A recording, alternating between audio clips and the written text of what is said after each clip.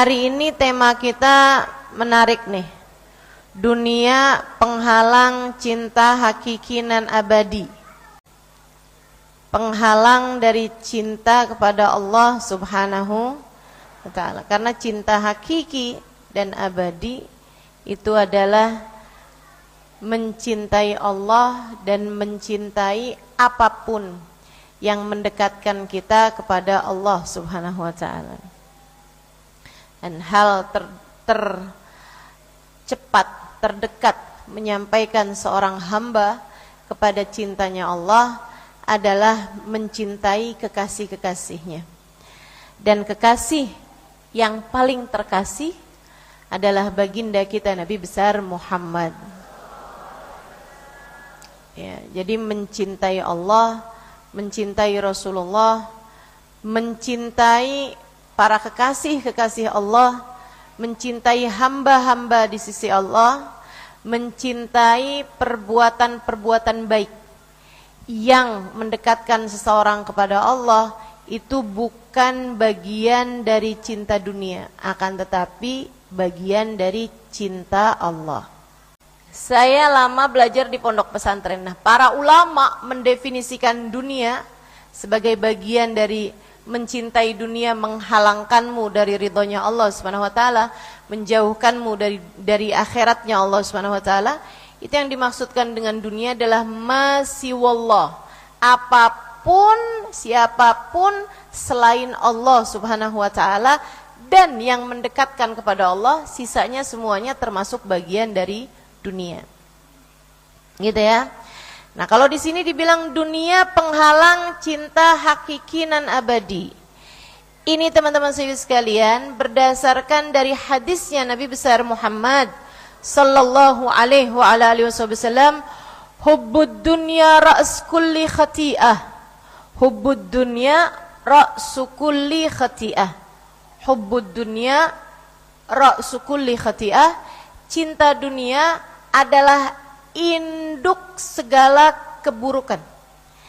Cinta dunia adalah ra's, kepala, kulli khati'ah, semua perbuatan-perbuatan buruk, semua keburukan yang ada di atas muka bumi ini, induknya, pusatnya, kepalanya adalah hubbud dunia. Semua kesalahan, semua dosa yang dilakukan anak manusia di atas muka bumi ini berdasar dari pondasi cinta terhadap dunia.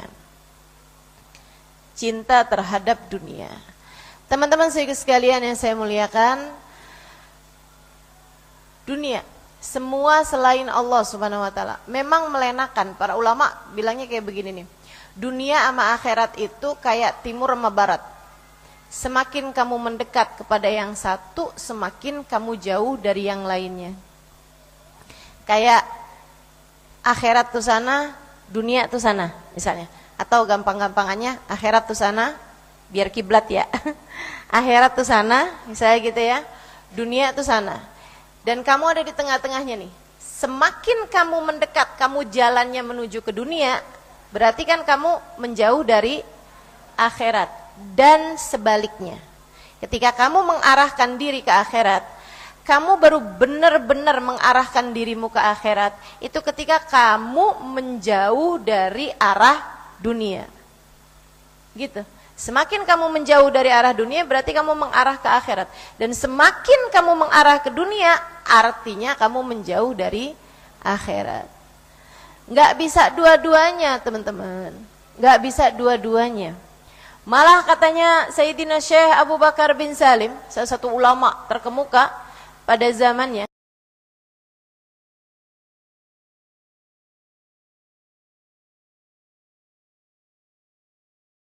antara dunia sama akhirat itu kayak dua orang istri dari satu laki-laki. Agak sensitif nih. Tapi jadi langsung ngerti biasanya kita sama yang beginian. Teman-teman saya sekalian, katanya Sayyidina Syekh Abu Bakar bin Salim, perumpamaan dunia sama akhiratku itu seperti dua orang istri dari laki-laki yang sama. Seperti istri sama madunya gitu. Kalau kamu bikin ridho yang satu, kamu pasti akan bikin marah yang lain. Secara otomatis. Kamu nyari ridho yang satu, kamu bikin marah yang lain. Ya kan begitu ya? Kamu puji yang satu, bikin marah yang lain. Kamu seneng sama yang satu, kamu pasti bikin marah sama yang lain. Kayaknya saya nggak pernah ketemu tuh ada suami muji istrinya yang lain gitu ya. Saya tuh seneng banget deh kalau lagi di tempatnya yang dia itu. Misalnya, terus istrinya yang satu nih bilangnya kayak gitu, alhamdulillah. Ya Allah bang, seneng banget saya bang, silahkan. Ada yang begitu? Gak ada. Itu permisalan dunia sama akhirat, teman-teman sekalian. Itu permisalan dunia sama akhirat. Jadi jangan kamu tuh berpikir bahwa ya saya kejar dunia, saya dapat akhirat. Nggak ada ceritanya. Nggak ada ceritanya. Ya itu sama aja dengan saya berusaha untuk nyari cintanya istri kedua dengan cara saya berusaha untuk mencari cintanya istri pertama dengan cara mencintai istri kedua. Ya itu nggak mungkin, namanya mustahil, teman-teman sekalian. Secara akal kita mustahil. Demikianlah yang terjadi terhadap urusan antara dunia sama akhirat. Apa aja sih Ustazah cinta dunia itu? Ya, dari mulain dunia nih ya. Dari mulain urusan yang kebutuhan yang secara apa tuh namanya primer ya, yang paling pokok, primer betul ya, kebutuhan primer, sandang, pangan, papan. Mencintai berlebihan berarti kamu cinta terhadap dunia.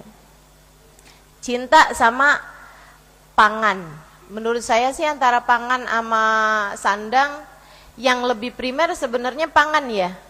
Karena orang masih bisa hidup nggak pakai baju istilahnya. Walaupun ya di kamar aja lah gitu kan. Tapi orang masih bisa hidup gitu. Jadi pangan. Jadi sekalian, manusia perlu makan betul, tapi berlebih-lebihan mencintai makanan, itu akan membuatmu teralihkan dari mencintai Allah. Makanya sama Allah ada syariat puasa. Buat kamu nggak berlebih-lebihan dalam urusan makan. Iya kan? Jadinya kan nggak berlebih-lebihan. Walaupun banyak diantara kita yang tidak memahami konsepnya puasa sebagaimana mestinya. Teman-teman, konsepnya puasa itu membuatmu tidak bergantung kepada dunia, sehingga membuat kebergantunganmu kepada Allah lebih kuat gitu. Itu maksudnya puasa. Puasa itu ada untuk Allah Subhanahu wa taala ngasih tahu sama kita, kamu tuh lo nggak segitunya bergantung memakan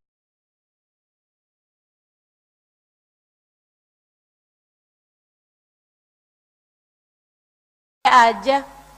Saya malah nggak pernah dapetin orang wing bulan gitu kan, datang ke rumahnya orang itu. Oh kenapa? Orangnya sakit gitu. Kenapa sakitnya? Gara-gara puasa. Nggak pernah tuh. Kalau puasanya mengikuti tata cara puasa yang diaturkan dalam Islam, yaitu dari subuh ke maghrib, teman-teman. Lain kalau puasanya nyambung. Iya kan, 3 hari nggak makan nggak minum, 5 hari nggak makan nggak minum, ya jangan salahin siapa-siapa, bukan begitu kok aturan puasa yang diaturkan, gitu kan ya. Jadi sekalian saya muliakan, tuh yang termasuk bagian dari dunia, urusan makanan. Kemudian lagi yang keduanya lagi urusan pakaian. Nih apalagi terutama kita nih kaum perempuan nih. Masya Allah, bajunya banyak banget. Siapa tuh? Saya. Kita semua, betul nggak? Bukan hanya baju dan segala perlengkapannya, sampai sendal, sepatu. Ya ampun, saya liatin tuh ya cewek-cewek itu, termasuk saya. Ya kan saya cewek juga. Itu tuh kayak sendalnya aja tuh ada beberapa macem. Gitu kan? Ada sendal pergi pengajian, sendal jalan, sendal ke pasar, sendal kondangan. Tuh, sendal nganter anak sekolah. Oh enggak ya? Masya Allah, itu segala macem gitu. Jenis-jenisnya tuh beda-beda semuanya. Dan kadang-kadang nggak satu gitu kan. 2, 3, 4, Masya Allah, Masya Allah. Tas, aduh luar biasa. Banyak bener tasnya. Siapa? Saya. Teman-teman sekalian, bagian dari dunia itu tadi gitu. Nah ini nanti kita akan bahas nih, seberapa sih yang boleh, seberapa sih sebaiknya, dan apa yang haram. Bagian dari dunia-dunia ini nih, apa yang haram, apa yang halal, dan apa yang sebaiknya gitu. Nanti kita akan bahas pelan-pelan teman-teman. Ini saya sampaikan bagian dari dunia yang Allah SWT sebutkan dalam Al-Quran. Nah, biar gampang nih, enak nih kalau bahasnya dari ayat Quran. Kata Allah SWT, hubbus syahwat. Apa tuh awalnya? Apa coba awalnya? Zuyyina linnas hubbus syahawati minan nisa wal banin wal qanatiril muqantarati minad dhahabi wal fiddati wal khailil musawwamati wal an'ami wal harth. Dzalika mata'ul hayatid dunya wallahu 'indahu husnul ma'ab. Kata Allah gitu kan. Surat berapa, ayat berapa Ustazah? Nah ini saya mau lihat nih. Kagak apal saya ayatnya. Apal ayatnya doang, tapi nggak tahu tuh surat berapa, ayat berapa gitu. Saya punya kelemahan dalam urusan menghafal angka. Ya, saya kasih tahu teman-teman kekurangan saya. Biar kamu tahu kalau diri ini penuh dengan kekurangan. Iya, ada di surat Ali Imran ayat 14. Ustazah kok nyarinya gampang banget sih? Ya kan ada Mbah Google. Zuyyina linnasi hubbus syahawat minan nisa'i wal banil wal qanatiril muqantarati minad dhahabi wal fiddah wal khailil musawwamati wal an'ami wal harth. Dzalika mata'ul hayatid dunya wallahu 'indahu husnul ma'ab.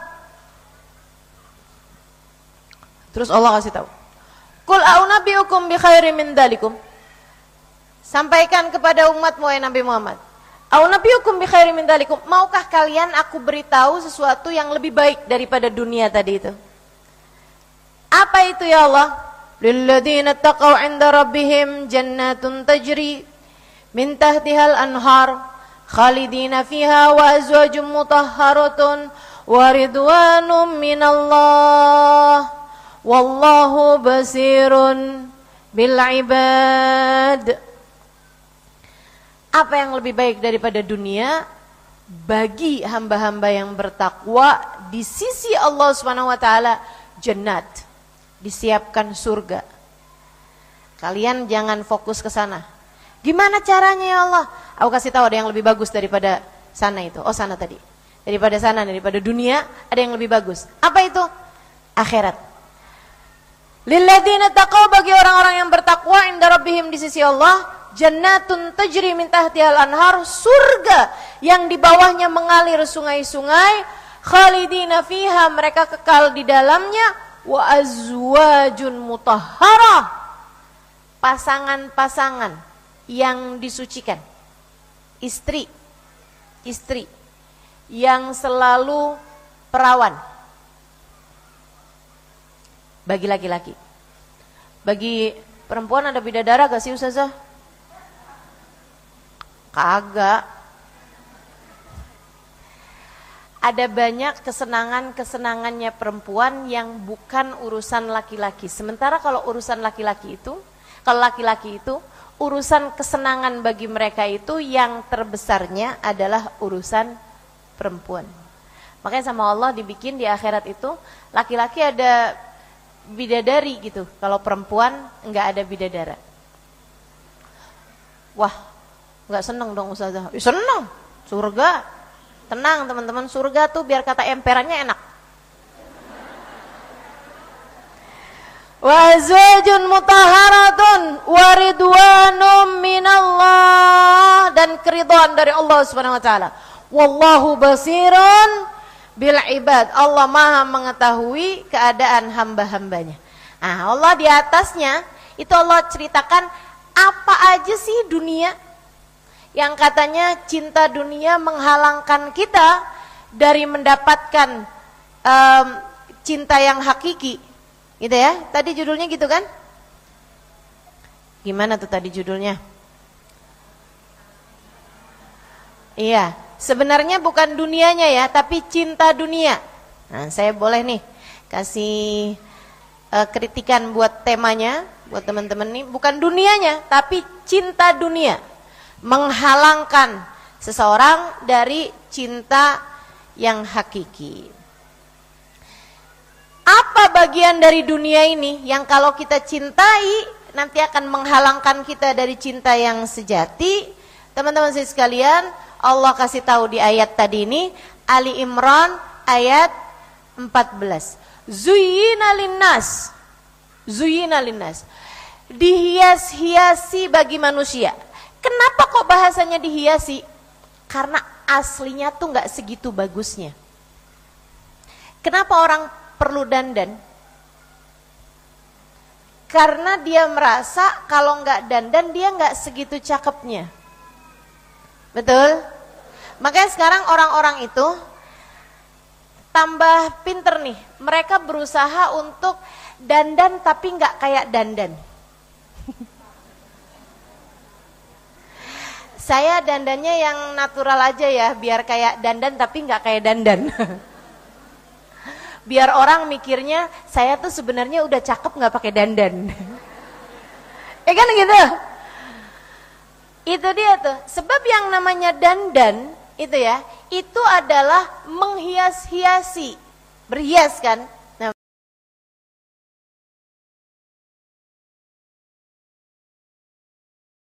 terus daripada aslinya. Ya kan begitu? Ada nggak orang dandan gitu ya? Hidungnya mohon maaf ya, hidungnya pesek terus dia bilang gitu sama yang make upnya, tolong ya bikin hidung saya jadi tambah kelihatan lebih pesek lagi. Pernah dengar gak kayak gitu? Gak ada ceritanya. Yang namanya berhias tuh hidung pesek dikasih bayangan. Biar kelihatan agak tinggi gitu kan. Gitu. Bibir dikasih biar kelihatan agak merah kan begitu ya. Itu adalah tujuannya berhias. Kenapa perlu dihias? Kenapa Allah bahasanya zuyyina linnas hubbus syahawat? Ini teman-teman, saya kalau baca Al-Quran itu suka saya liatin gitu kata per katanya. Alhamdulillah, alhamdulillah, salah satu nikmat besar yang Allah SWT anugerahkan pada saya, selain daripada nikmatnya iman dan Islam tentu saja, selain daripada nikmatnya cinta kepada Allah SWT dan Rasulnya, mudah-mudahan Allah tambahkan. Teman-teman sekalian saya muliakan, kenikmatan mengerti bahasa Arab sehingga saya mudah untuk memahami bahasa Al-Quran.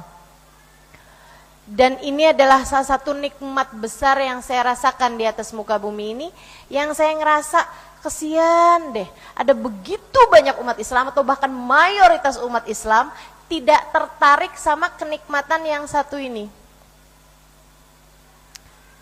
Berapa banyak di antara umat Islam yang nggak ngerti Quran, yang bahkan nggak tertarik buat baca Al-Quran, dan memang dari awal tidak memiliki ketertarikan dengan Al-Quran. Teman-teman, sekalian, saya kalau ditanya, Ustazah sejak kapan Ustazah tertarik sama Al-Quran? Sejak saya lihat abah saya itu selalu tertarik sama orang yang ngerti Al-Quran. Abah saya tuh selalu menganggap hebat orang-orang yang bisa faham Al-Quran. Abah saya tuh dulunya katanya kepengen mondok pesantren tapi nggak punya biaya. Karena beliau harus menjadi tulang punggung bagi keluarganya. Sehingga akhirnya beliau memutuskan untuk kerja dari sejak usia masih kecil gitu.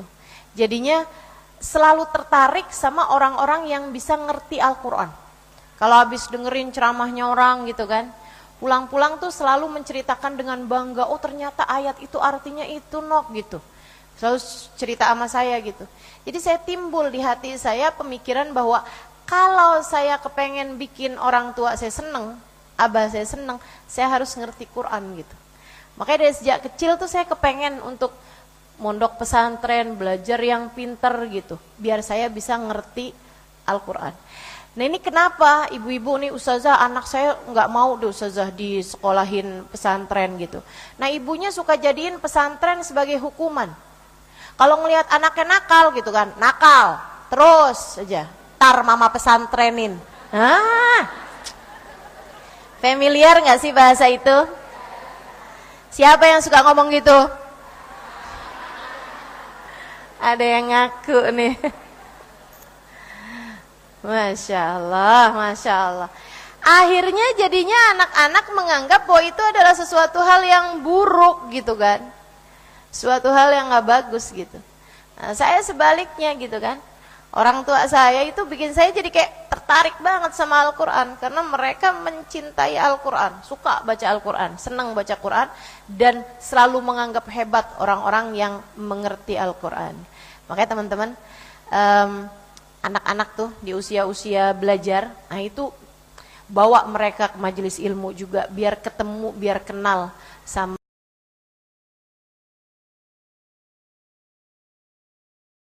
hadirin tuh di masjid-masjid gitu kan, kajian-kajian bersama para guru-guru, para ustadz, para kiai, para habaib begitu ya. Nah itu biar mereka punya ketertarikan gitu terhadap ilmu agama. Jadi sekalian, dan hasilnya dari saya belajar bahasa Arab, belajar bahasa Al-Quran begitu ya, saya jadi banyak ngerti nih. Kenapa ya Allah bilangnya kayak begini? Oh ternyata begitu gitu. Zuyina linnas kata Allah, dihias-hiasi bagi manusia hubbus syahawat, rasa cinta terhadap syahwat. Syahwat itu keinginan. Syahwat itu adalah rasa suka. Rasa suka itu ya. Syahwat dihiasi bagi manusia cinta terhadap kesenangan-kesenangan, terhadap hal-hal yang dia sukai. Apa aja itu? Hal yang disukai dari dunia nih, apa aja? Minan nisa, urusan perempuan. Teman-teman sekalian, Allah sebutnya duluan. Karena memang, kata Nabi Muhammad, fitnah terbesar bagi laki-laki, itu adalah urusan perempuan. Jadi sekalian yang saya muliakan, lihatin aja tuh. Banyak kehancuran orang-orang besar itu berasal dari urusan perempuan. Banyak banget deh tuh.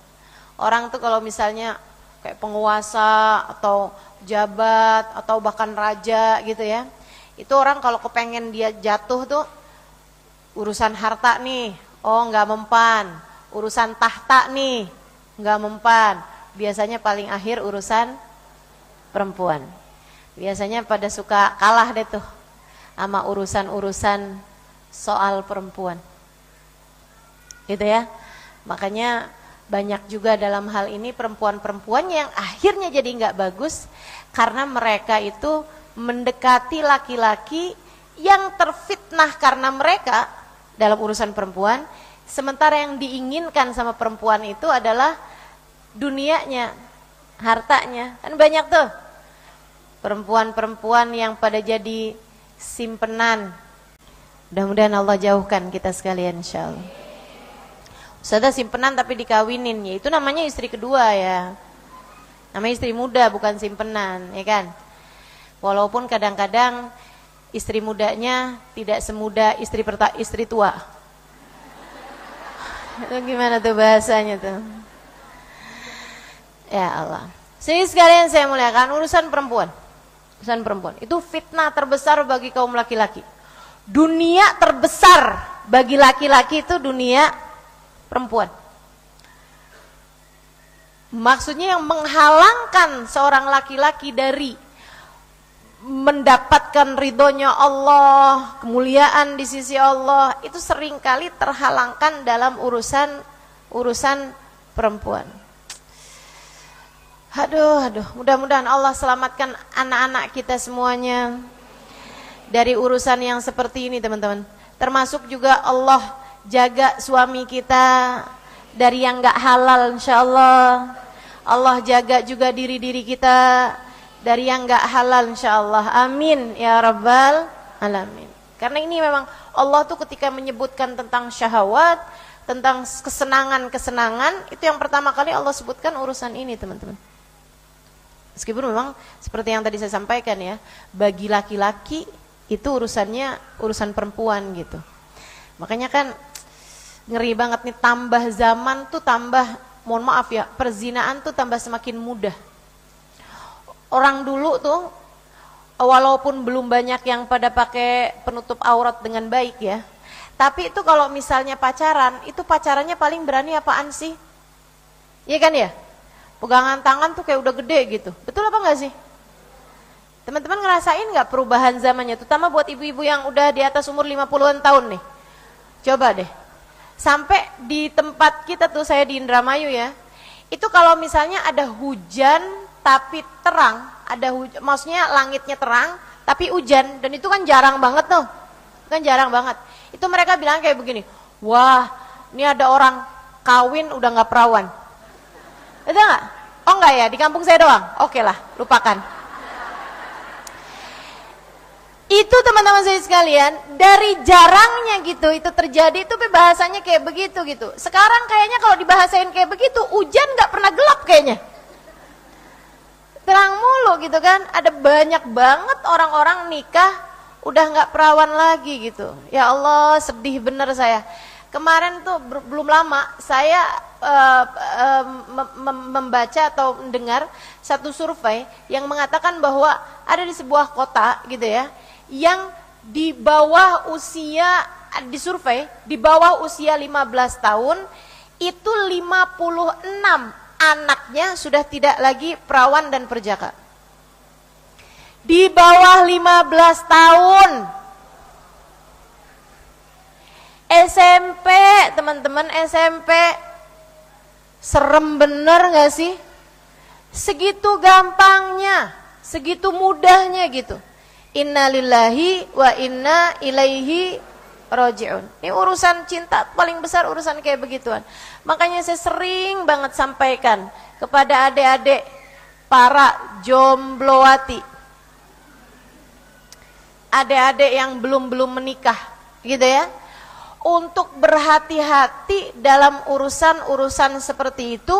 Lebih baik saddan lil bab, tutup aja pintunya, putuskan pada dirimu untuk saya tidak mau menikah kecuali sesudah, saya tidak mau pacaran kecuali sesudah menikah. Pacarannya sama laki-laki itu habis nikah aja, maksudnya kepada suaminya ya.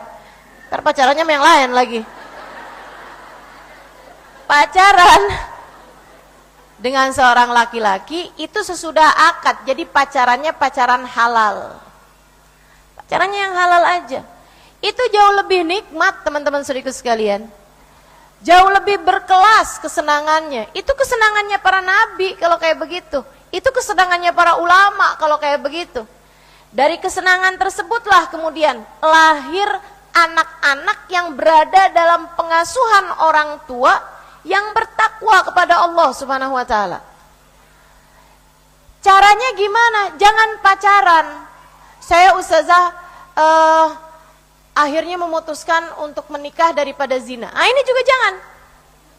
Gimana sih ustazah maksudnya? Jangan menikah hanya karena daripada zina. Jangan, adik-adik, dan ini tolong disampaikan kepada anak-anaknya ya. Kok saya ngeliatin adik-adik, saya liatin umurnya di atas 60 tahun. Karena ini kan kajiannya bukan Sabtu Minggu. Ya kan? Kalau kajian Sabtu Minggu tuh baru tuh yang banyak hadir adik-adik begitu kan ya. Insya Allah. Kalau yang kayak gini ibu-ibu kayaknya kebanyakan ya. Teman-teman sekalian yang saya muliakan, jangan menikah hanya karena takut zina. Kenapa gitu? Sebab orang yang nikahnya karena takut sama zina, itu artinya kan dia emang udah deket, takut terhadap perbuatan zina. Betul apa enggak? Udah deket, udah punya rasa, udah sering berdua-duaan, takut zina. Kamu jangan menikah karena kayak begitu, karena takut zina, jangan. Caranya gimana? Jangan pacaran. Kalau ada orang yang mendekati kamu, gitu kan ya? Bilang sama dia, saya punya hidup hanya sekali. Saya tidak ingin menjalaninya dengan gelimang dosa. Kalau kamu mau, silahkan. Kasih nomor telepon bapak kamu. Dede nih. Kasih. Nomor telepon bapaknya. Lamar. Kalau dia udah datang, serius melamar, begitu kan? Istikhorohin. Nah, kalau diistikhorohin hasilnya bagus, langsung diterima lamarannya, tentukan tanggal pernikahan. Jangan lama-lama. Ya khitbah silahkan gitu kan ya, bertunangan, kemudian habis itu nikah, teman-teman sekalian. Bukan bagian dari cinta dunia yang menghalangkanmu dari cinta yang hakiki. Justru sebaliknya, kalau kamu udah punya suami, mencintai suamimu adalah bagian dari mencintai Allah Subhanahu wa taala, sebab suamimu, tentu saja jadi suami itu kan kalau udah sah, suamimu adalah jalanmu meraih ridhonya Allah, jalanmu menuju kepada surga. Gitu. Tapi sebelum nikah tuh masih haram semuanya gitu. Jangan punya rasa. Emang bisa gitu Ustazah, nggak punya rasa, nggak punya kayak saya nggak punya chemistry apa-apa nih sama dia nikah gitu. Ya bisa banget teman-teman. Saya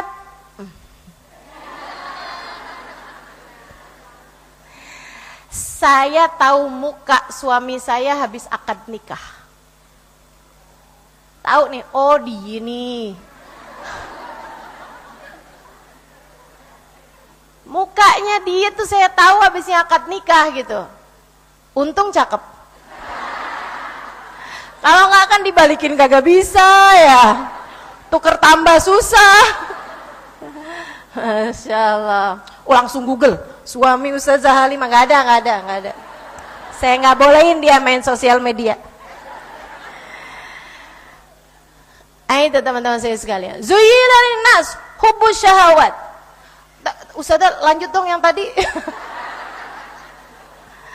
Iya gitu, nggak usah cari-cari rasa lah. Sebelum nikah nggak usah cari-cari rasa. Bismillah, halalkan. Jadi ini buat teman-teman mungkin ada adik-adik jomblo di sini yang pada punya pacar gitu ya, sampaikan sama pacarmu, jauhin saya atau halalin.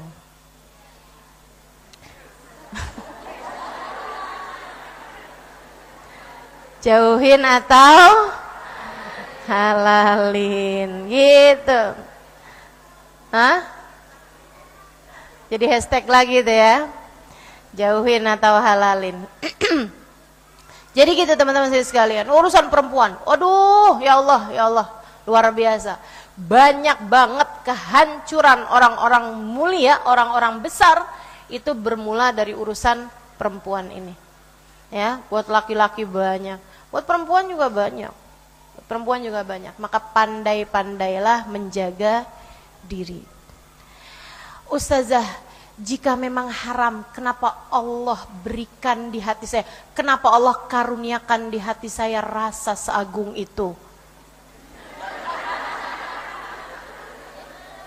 Saya kasih tahu, nih walaupun buat mak-mak nih ya. Saya kasih tahu. Kenapa Allah memberimu rasa cinta? Kenapa Allah memberimu rasa cinta? Besar banget gitu, sampai orang kalau lagi jatuh cinta ngelihat apapun inget dia. Betul apa enggak?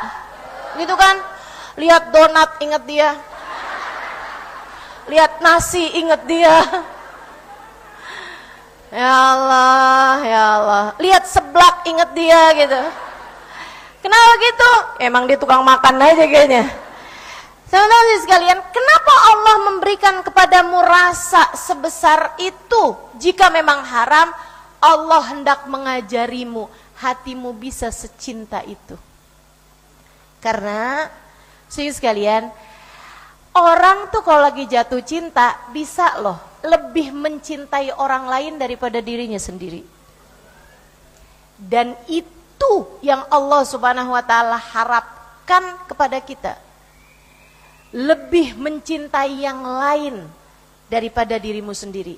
Tapi Allah itu ketika mengajarimu jatuh cinta, memberikan rasa sebesar itu kepada seseorang, itu karena Allah Subhanahu wa ta'ala hendak ngasih tahu, hatimu bisa secinta itu, maka persembahkanlah kepada yang semestinya, Allah dan Rasulnya.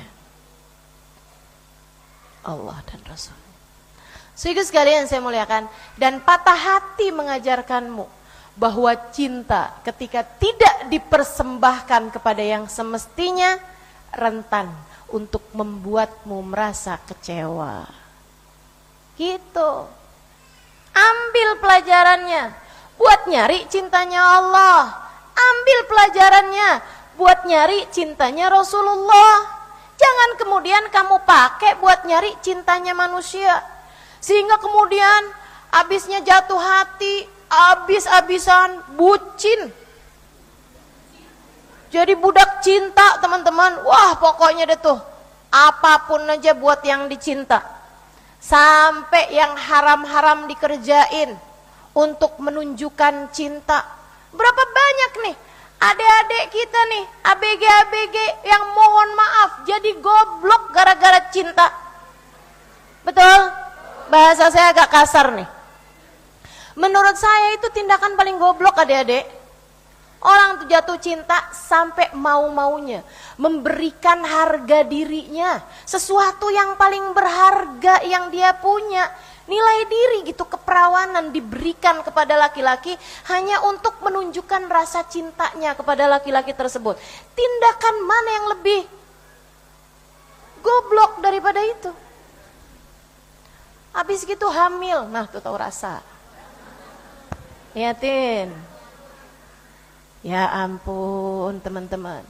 Makanya walaupun kamu secinta apapun, selagi cinta itu tidak kepada Allah dan Rasulnya, tetaplah pakai logika. Cintanya harus pakai logika. Logikanya didasari dengan ilmu agama. Gitu ya. Jangan kamu jadi cinta berlebihan. Nah, cinta kepada itu tadi, kepada manusia dengan cinta yang haram, bahkan kepada cinta yang halal sekalipun, itu kamu nggak boleh sampai berlebih-lebihan, teman-teman. Ini yang pada punya suami, cintai suamimu. Cintai suamimu. Bukan karena isi dompetnya. Bukan karena seberapa besar transferannya. Cintai suamimu. Karena dia adalah jalanmu menuju kepada surga. Jalanmu menuju Allah Subhanahu wa ta'ala. Tapi jangan berikan cintamu tuh seutuhnya, teman-teman. 100% cinta sama suami. Giliran ditinggalin sama suaminya, ya kamu jadinya, nih ya, ada orang yang suka membahasakan tentang pasangan hidupnya tuh sebagai separuh aku kamu. Jadi begitu suaminya meninggalkan dia, dia mati separuh.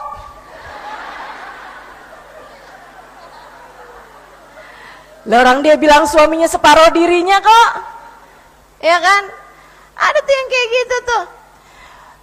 Kamu adalah belahan jiwaku. Yaitu begitu suaminya meninggalkan dia, entah meninggal misalnya, atau meninggalkan dia gitu kan, udah gak cinta lagi sama dirinya gitu, dianya jadinya tinggal separuh, tinggal sebelah doang. Ada lagi, kau adalah jantung hatiku.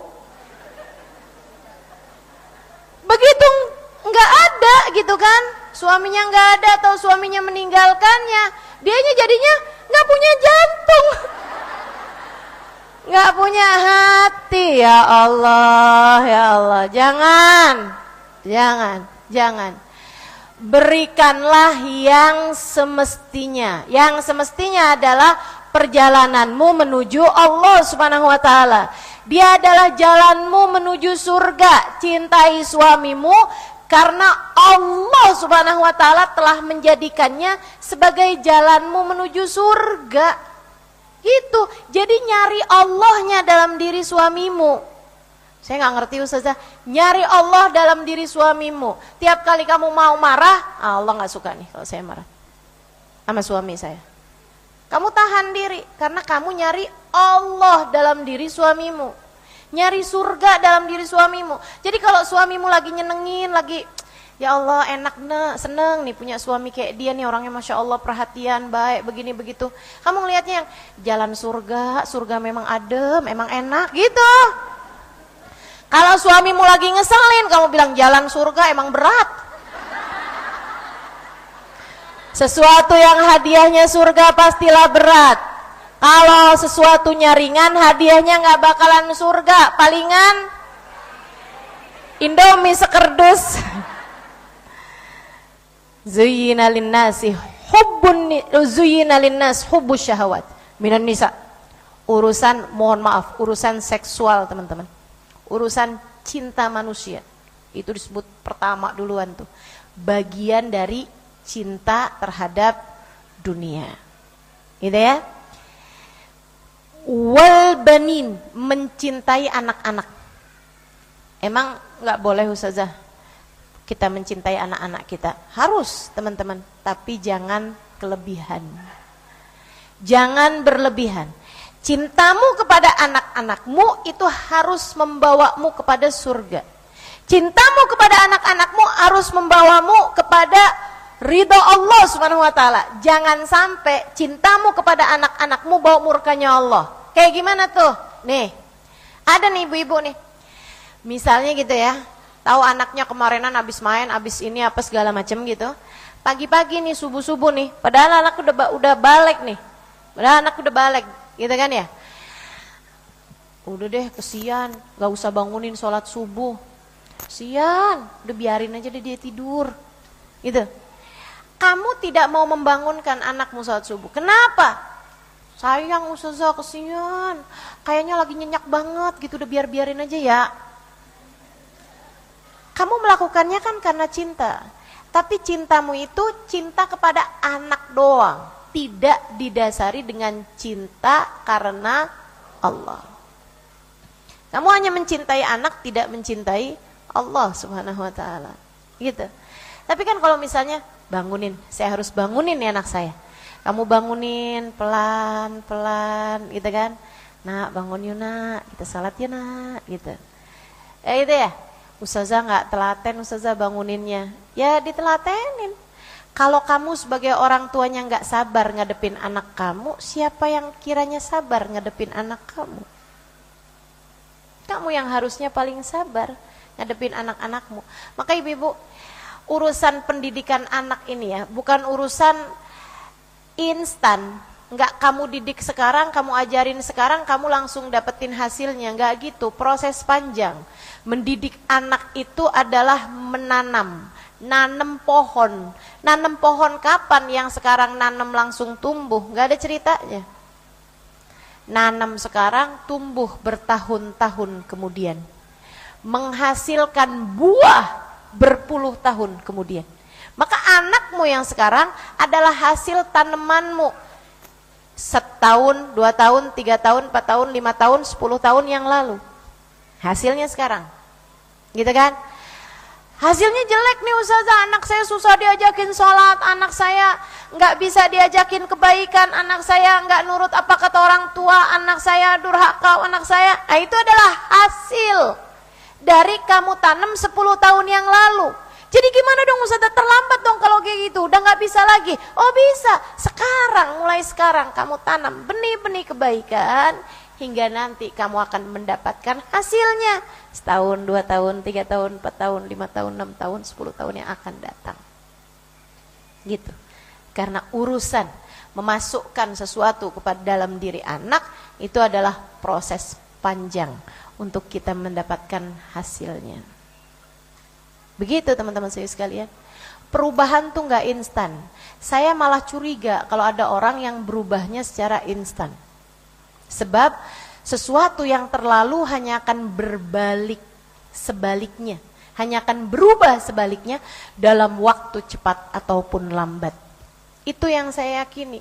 Makanya saya sih enggak suka ya, bukan enggak suka. Maksudnya gini, saya curiga gitu. Kalau ada orang misalnya gitu ya, mohon maaf. Ada orang gitu asalnya pakaiannya terbuka gitu kan. Asalnya nih pakaiannya terbuka. Besokannya langsung pakai kaos kaki. Enggak cuman pakai kerudungan rapi loh. Nggak cuman pakai abaya gitu kan, atau pakai gamis atau apa gitu kan. Ini pakai kaos kaki, segala kerudungannya langsung lapis-lapis gitu. Saya malah jadi curiga gitu.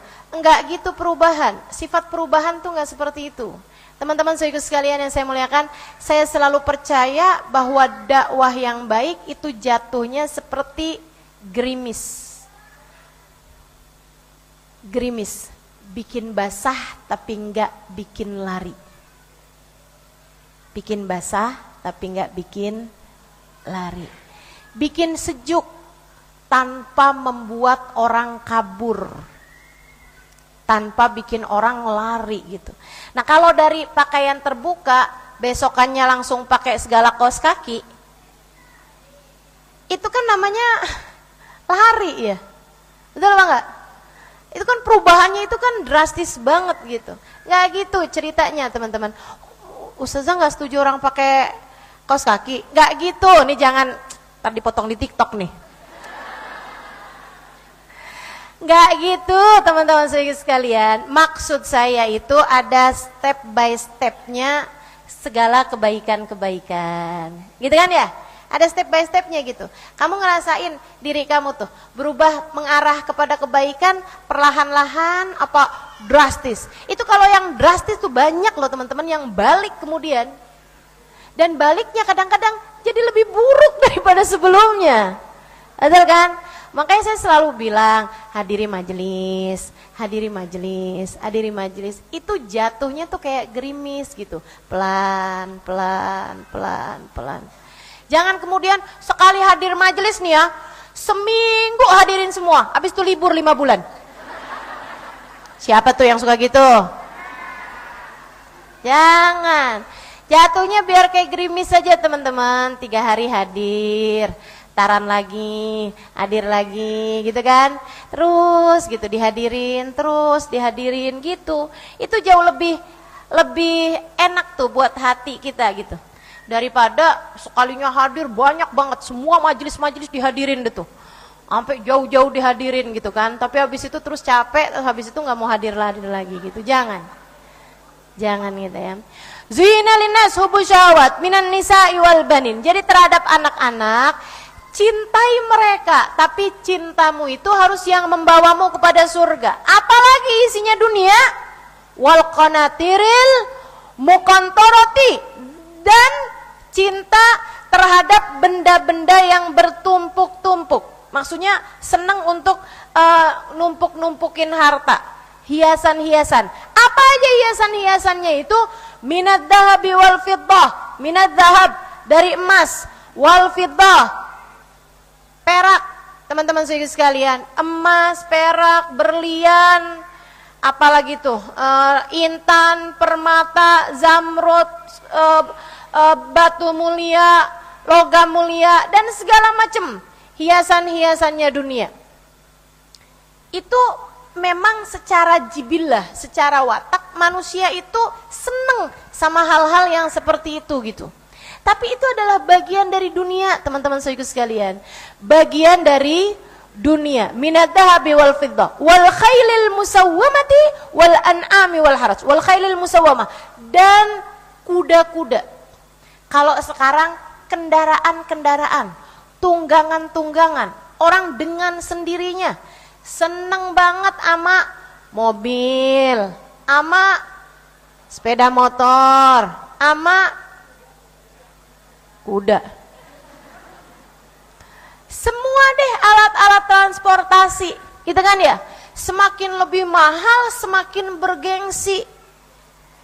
Semakin lebih misalnya gitu ya, tiket pesawat aja tuh antara yang bisnis sama yang ekonomi itu tuh harganya jauh banget, padahal nyampenya sama juga.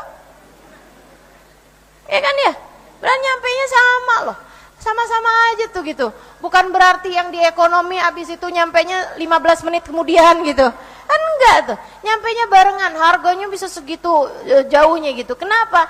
Rasa cinta manusia terhadap pengakuan, terhadap khel. Allah sebutnya khel, teman-teman. Kuda gitu. Kenapa kuda yang disebut dianggap sebagai tunggangan paling berkelas pada zaman tersebut? Gitu. Dengan sendirinya. Orang memang suka tuh. Secara jibilah, secara watak. Begitu kan ya? Wal khailil musawwam. Wal an'am. Punya an'am. Peliharaan. Binatang-binatang peliharaan. Ya kan suka tuh. Pada suka ternak gitu ya. Harta maksudnya. Pada suka sama harta tuh. Ada yang beternak kambing, ada yang beternak sapi, kan begitu ya. Ada juga yang beternak dagangan online.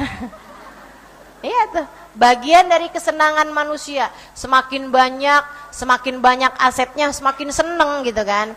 Wal harth atau pertanian gitu ya. Dalika mataul hayatud dunia. Itu semuanya adalah kesenangan hidup dunia. Wallahu indahu husnu ma'ab. Teman-teman sekalian saya muliakan. Nih saya kasih tahu sekarang bahayanya cinta dunia. Saudara sekalian yang saya muliakan, ada cerita, ini dari cerita ini nih kamu langsung ngerti dunia tuh emang segitu bahayanya. Kalau digampangin sih sekarang nih istilahnya jadi 3 ya. Harta, 3 tak jadinya, harta, tahta, wanita. Begitu kan? Itu tuh 3 hal tuh yang orang-orang tuh berebut-rebut tuh sama ketiga hal tersebut itu ya. Kayak harta yang dimiliki oleh seseorang membuat hidupnya jadi nyaman. Kemudian tahta gitu kan, pangkat di hati manusia gitu. Kekuasaan yang membuat dia juga bisa memungkinkannya untuk melakukan berbagai macam hal yang orang lain, rakyat jelata tidak mungkin untuk dapat melakukannya. Nah, termasuk cinta terhadap tahta ini teman-teman sekalian, cinta terhadap pujian, cinta terhadap pengakuan, cinta terhadap dianggap baik oleh orang lain gitu. Dan itu yang banyak menjadikan sebab orang-orang berbuat kebaikan kayak sedekah biar orang tahu kalau saya ini adalah orang yang dermawan. Kan begitu tuh. Itu yang dicari udah bukan lagi harta. Ada juga yang sedekah biar hartanya datang banyak, gitu kan ya? Biar sama Allah dilipat gandakan hartanya. Nah, itu sedekahnya itu bagian dari dunia karena dia tidak mencari Allah dalam sedekahnya, akan tetapi mencari dunia, teman-teman. Baik itu harta ataupun tahta. Makanya nih, nanti nih tahun depan nih akan ada banyak banget orang-orang yang mendadak dermawan. Ketika foto-fotonya banyak ada di baliho-baliho.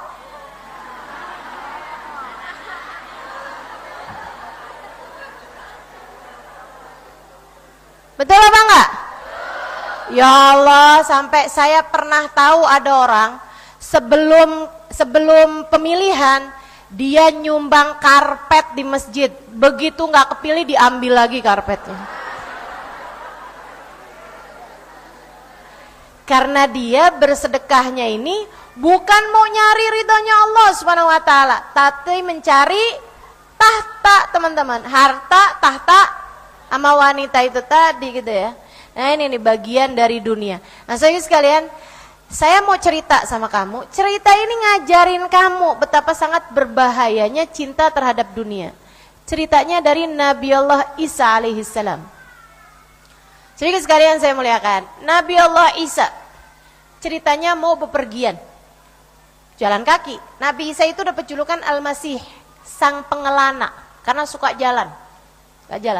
Hampir nggak pernah bertempat di satu tempat gitu. Jalan aja gitu ya. berdakwah, jalan, ketemu ini, dakwahin lagi, jalan, terus kayak gitu tuh Nabi Isa.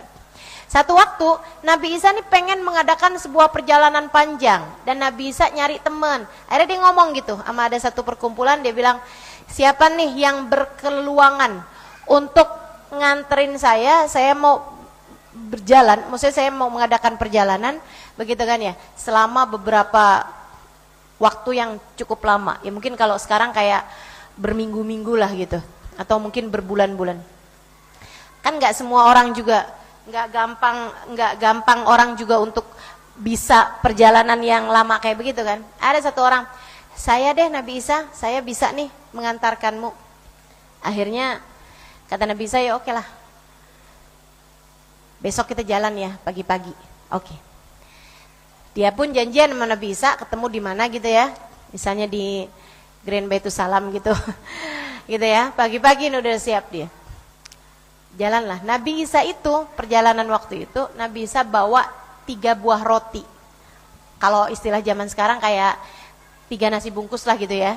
Bawa 3 nasi bungkus nih. 3 buah roti yang dijadikan satu di satu tempat. Habis perjalanan nih sekitar 1 jam 2 jam Nabi Isa merasakan perutnya itu mulai kayak mau ke kamar mandi gitu, mau ke belakang gitu ya. Jadi Nabi Isa bilang, saya kayaknya ini deh, kita berhenti dulu yuk. Tolong ya, jagain ya ini roti saya nih. Sekaligus Nabi Isa tuh pengen tahu kejujuran orang yang jalan bersamanya. Karena teman-teman, jangan mau berkawan dengan orang yang gak jujur. Kamu akan berada dalam hidup yang gak jelas. Kayak, ini bener gak sih? Dia ngomong ini bener apa enggak sih? Nah ini ya, kalau berkawan aja nggak bagus sama orang yang nggak jujur, apalagi berpasangan hidup. Maksudnya kayak bersuami orang yang tukang bohong, atau laki-laki beristri orang yang tukang bohong, tuh jangan. Lebih? Gak apa-apa. Oh ada yang video? Iya. Diingatkan kembali untuk tidak foto, tidak video ya. Kalau udah ada yang terlanjur tolong dihapus. Iya baik. Teman-teman sekalian yang saya muliakan, lebih? Apa? Iya, saya lanjutkan lagi. Teman-teman sekalian saya muliakan, akhirnya Nabi Isa nih pengen tahu kejujurannya si temennya ini nih. Nabi Isa titipin sama dia 3 roti yang dibungkus tadi itu, dibungkus entah dibungkus kain, entah dibungkus kertas, walhasil nggak kelihatan lah dari luar. Nabi Isa menjauh karena tadi itu ya pengen ke belakang. Sehingga sekalian, si orang tadi ini rupanya bukan orang jujur. Pertamanya dilihat, lama-lama penasaran, apa sih ini? Terus dia buka, ih roti, langsung tuh perutnya duduk. Dia tuh jadi mikir, kayaknya Nabi Isa nggak tahu dah isinya, paling dikasih orang nih. Namanya Nabi kan, ya nggak usah Nabi, saya usah aja suka dikasih orang. Palingan nih Nabi Isa nih nggak tahu nih isinya nih. Ya udah dah, saya makan aja atu. Dimakan sama dia satu. Habis itu dirapiin lagi sama dia bungkusnya. Habis itu waktu Nabi Isa keluar, itu udah tuh, dia terus serahkan itu kepada Nabi Isa, jalanlah Nabi Isa. Habis berapa perjalanan, kata Nabi Isa, berapa jam perjalanan, Nabi Isa bilang, lapar ya? Iya Nabi Isa, lapar nih saya. Udah lama nih saya gak makan. Wah nih kan, bohong. Emang orang bohong tuh suka rada-rada ini, apa namanya, suka banyak cerita-cerita dipanjang-panjangin gitu ya, untuk menutupi kebohongannya gitu. Padahal kalau dia gak cerita apa-apa juga ya gak apa-apa juga kan gitu ya. Gak tahu tuh membawaan orang bohong tuh suka kayak gitu tuh. Akhirnya Nabi Isa pun buka tuh. Nabi Isa lihat, lah tinggal 2 ya. Nanti kayaknya 3 gitu kan. Udah tuh, Nabi Isa kasihin roti 1 buat dirinya, roti 1 buat temennya ini. Nabi Isa orang yang sangat berakhlak, tentu teman-teman. Seorang nabinya Allah SWT. Ya Nabi Isa belum ngomong apa-apa. Sampai abis itu orangnya kenyang, baru tuh Nabi Isa bilang, seingat saya tadi rotinya 3 loh. Dia ada dengar bahasa kayak seingat saya. Oh berarti Nabi Isa nggak pasti nih. Dia bilang, masa sih Nabi Isa? Seingat saya kayaknya 3 deh tadi rotinya gitu. Kamu tahu nggak roti yang satu kemana? Ya nggak tahu lah Nabi Isa. Kan Nabi Isa kan tadi nyuruh saya bawain doang. Ya masa saya mau buka-buka? Emang bisa banget nggak sih orang kalau bohong? Ya masa saya mau Nabi Isa mau buka-buka, ya nggak berani lah. Engkau ini kan seorang nabi, masa saya mau berbuat kayak begitu kepadamu? Kesannya berarti kalau misalnya bukan nabi, dia bisa aja ngerjain kayak gitu ya? Enggak lah, Nabi Isa lupa kali, 2 Nabi Isa. Iya kali ya. Ya udah lupain aja. Udah jalan. Nabi Isa masih penasaran banget karena memang Nabi Isa tahu 3. Teman-teman, akhirnya nih, subhanallah, Nabi Isa itu karena penasaran yang luar biasa, kemudian perjalanannya itu membuat Nabi Isa nih mesti ngelewatin sungai, karena Nabi Isa memang mau ke arah sana gitu. Sementara di sungai itu nggak ada jembatan dan nggak ada juga orang yang nyebrangin gitu kan. Nabi Isa mengarah ke arah sana.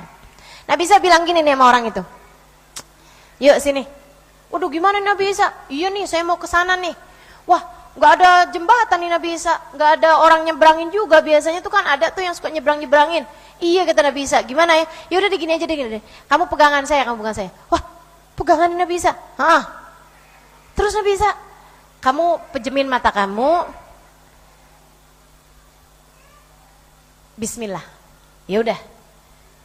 Pegangan nih Nabi Isa. Jangan lepasin ya pegangannya. Iya. Nabi Isa doa. Berjalanlah mereka di atas air. Nabi kan punya mukjizat. Nyampe tuh di ujung.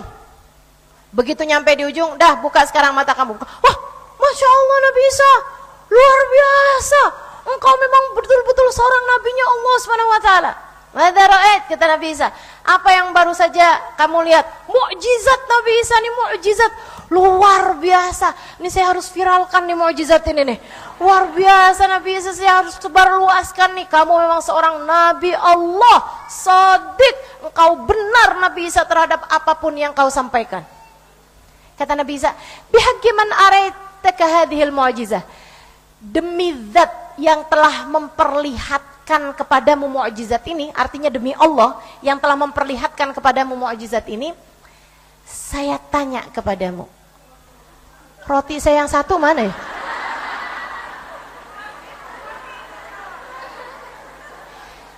Ya ampun Nabi Isa, saya kirain kamu tuh udah lupa mau urusan roti.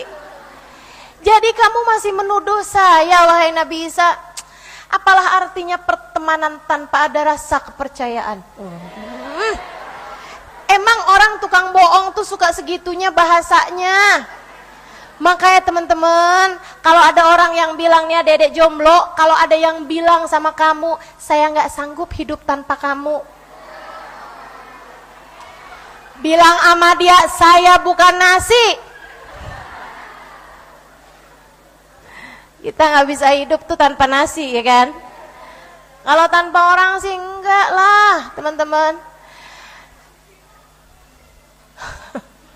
Kok jadi ke nasi ya? Sehingga sekalian saya muliakan, kata Nabi Isa, ya udah dah kalau gitu udah deh. Masa sih Nabi Isa nggak percaya juga? Iya, ayo jalan nih, jalan teman-teman. Akhirnya udah nih, masih Nabi Isa masih penasaran banget nih gitu. Pas begitu keingetan sama urusan, berjam-jam kemudian nih abis ngobrol yang lain-lain apa segala macem udah tuh. Tapi Nabi Isa penasaran banget nih. Akhirnya nih Nabi Isa tuh ngeliatin ada tulang-tulang ayam. Mungkin kayak abis dimakan sama serigala gitu ya, diambil daging-dagingnya atau apa, tersisa hanya tulang-tulangnya aja. Nabi Isa kumpulin tuh tulang-tulang ayam, terus Nabi Isa bilangin gini, pegang. Ya Allah, atas namamu ya Allah, hidupkanlah kembali ayam ini. Teman-teman sekalian, tuh subhanallah, dari tulang-tulang itu, kemudian ada dagingnya, kemudian ada uratnya, ada ininya, ada segala macam susu langsung tuh terbentuk terus sampai akhirnya ada bulunya ayam tuh semuanya sampai lengkap semuanya, kemudian dia berdiri, kemudian hidup lagi. Cepet banget kejadiannya tuh, hanya sepersekian detik gitu, langsung hidup lagi gitu. Jadi ayam lagi dari tulang. Wah, luar biasa Nabi Isa. Wah, mukjizat. Ayamnya hidup lagi Nabi Isa. Wah, subhanallah Nabi Isa. Wah, engkau memang beneran seorang Nabi, Nabi Isa. Engkau memang benar terhadap apapun yang kau sampaikan.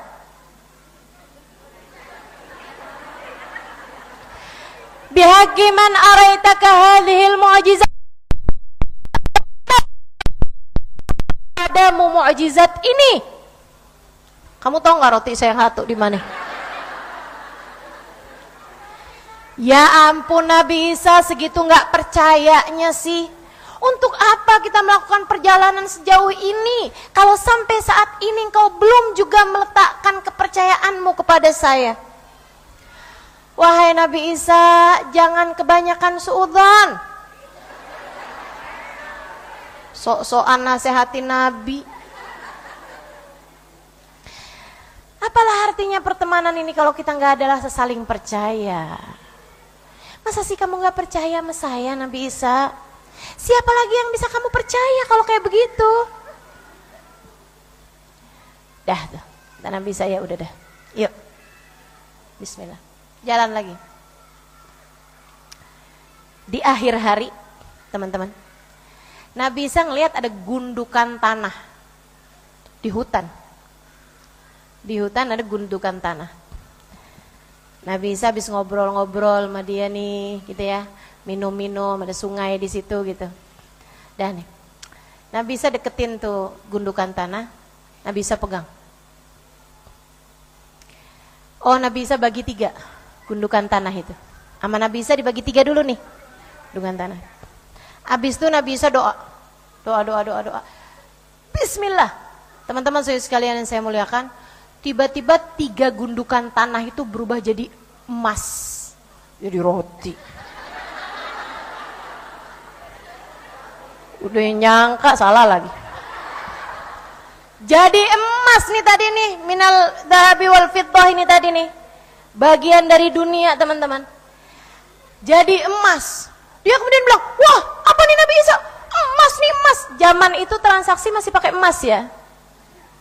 Transaksi itu pakai dinar, dirham, pakai uang emas. Ya sekarang juga emas juga masih dijadikan sebagai alat transaksi juga kan, logam mulia gitu-gitu. Nah, tapi zaman dulu tuh emang lebih ini lagi gitu. Emang bener-bener kalau kita mau beli apa-apa tuh ya kita bawa emas gitu kan, ditimbang kemudian dikasih barangnya gitu. Jadi ini emas beneran nih 24 karat. 3 gundukan besar-besar teman-teman. Yang dibawa sama orang 1 gundukan aja tuh nggak bisa gitu. Diubah semuanya ketiganya sama Nabi Isa jadi emas. Wah, apa nih Nabi Isa? Emas nih emas. Iya nih kata Nabi Isa, nih emas 24 karat.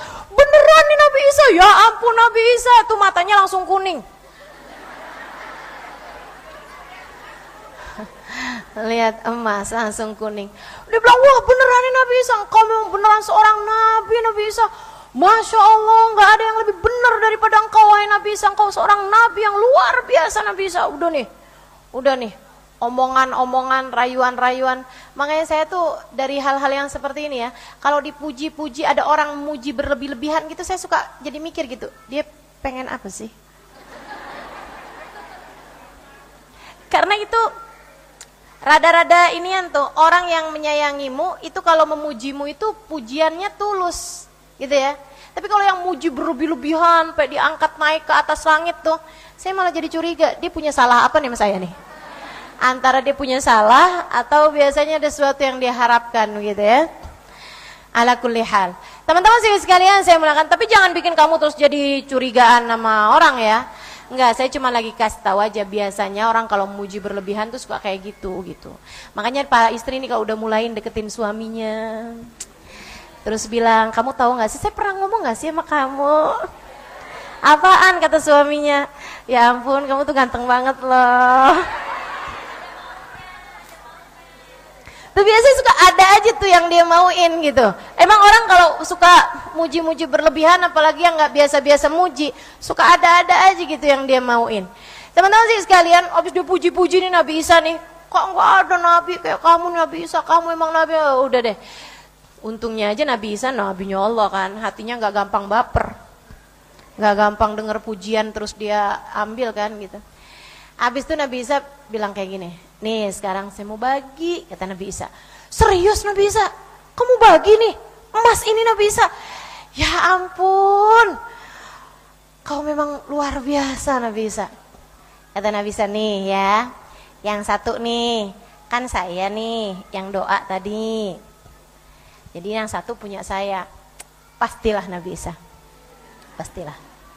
Kan engkau yang melakukannya Nabi Isa. Yang satu buat siapa Nabi Isa? Kan kamu yang nemenin saya. Jadi yang satu ini juga buat kamu. Upah kamu nemenin saya. Oh ya ampun Nabi Isa, saya terharu dengan kebaikan hatimu. Kau memang luar biasa Nabi Isa. Yang satu lagi buat siapa Nabi Isa? Yang satu lagi buat yang makan roti saya.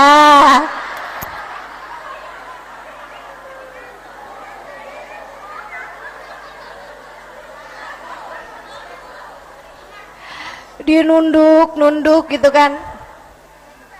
Terus dia bilang, bukankah dalam setiap dosa Allah jadikan pintu taubat sesudahnya?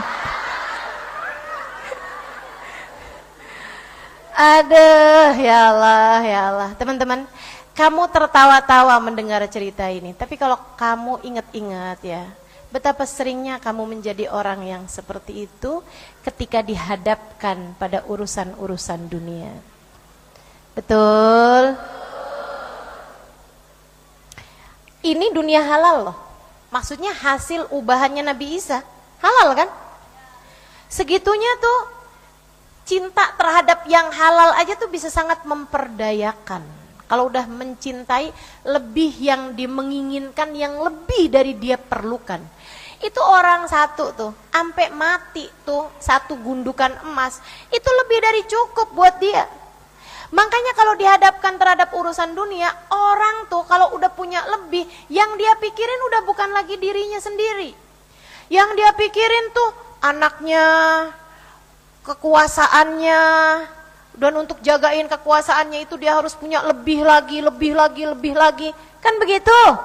Teman-teman saya sekalian, sampai yang dia pikirin, sampai ada orang yang punya harta enggak habis 7 turunan. So ada tuh orang yang bilang, saya nih masih keturunan dari orang kaya yang hartanya tuh 7 turunan gak habis. Tapi kok kamu miskin? Saya keturunan ke-8. Ya udah habis dia, pas sudah turun ke-8 ya. Ini nih teman-teman, dia dihadapkan urusan dunia nih, sampai ada orang-orang tuh yang kayak begitu gitu. Udah mikirnya tuh lebih daripada yang dia perlukan. Saat yang seperti ini yang Allah bilang, ulaika kal an'ami balhum abal. Mereka nih yang kayak beginian nih, yang sampai memikirkan harta yang dia pakai buat kehidupannya dia, sampai anggaplah dia mati umur berapa sih, kebanyakan orang 70-80 tahun. Itu tuh udah lebih dari cukup, masih terus saja nyari harta. Ini yang kata Allah Subhanahu wa taala, mereka nih kal an'am, kayak binatang, balhum abal, bahkan lebih hina, lebih rendah, lebih sesat cara berpikirnya daripada binatang. Kenapa gitu? Teman-teman saya sekalian, saya pernah ya naroin makanan kucing di dekatnya kucing, padahal makanan yang paling enak itu, anggaplah kayak udang misalnya, atau apalah makanan yang paling ikan ya, yang paling disenengin sama tuh kucing. Dia tidur-tiduran aja tahu. Kenapa gitu? Udah kenyang. Kucing tuh kalau udah kenyang, dia nggak akan nyari makanan teman-teman. Ada makanan di dekat dia, dicuekin aja sama dia. Kita kasih ini, kita gini-giniin nih sama dia nih, dia ogah aja. Jadi siapa bilang tuh, oh cowok sih kalau ngadepin cewek ya, biar kata ceweknya jelek kayak gimana juga ya kayak kucing dikasih ikan. Enggak loh itu. lebih jahat daripada kucing dikasih ikan. Karena kadang-kadang kucing dikasih ikan nggak mau teman-teman kalau dia lagi kenyang.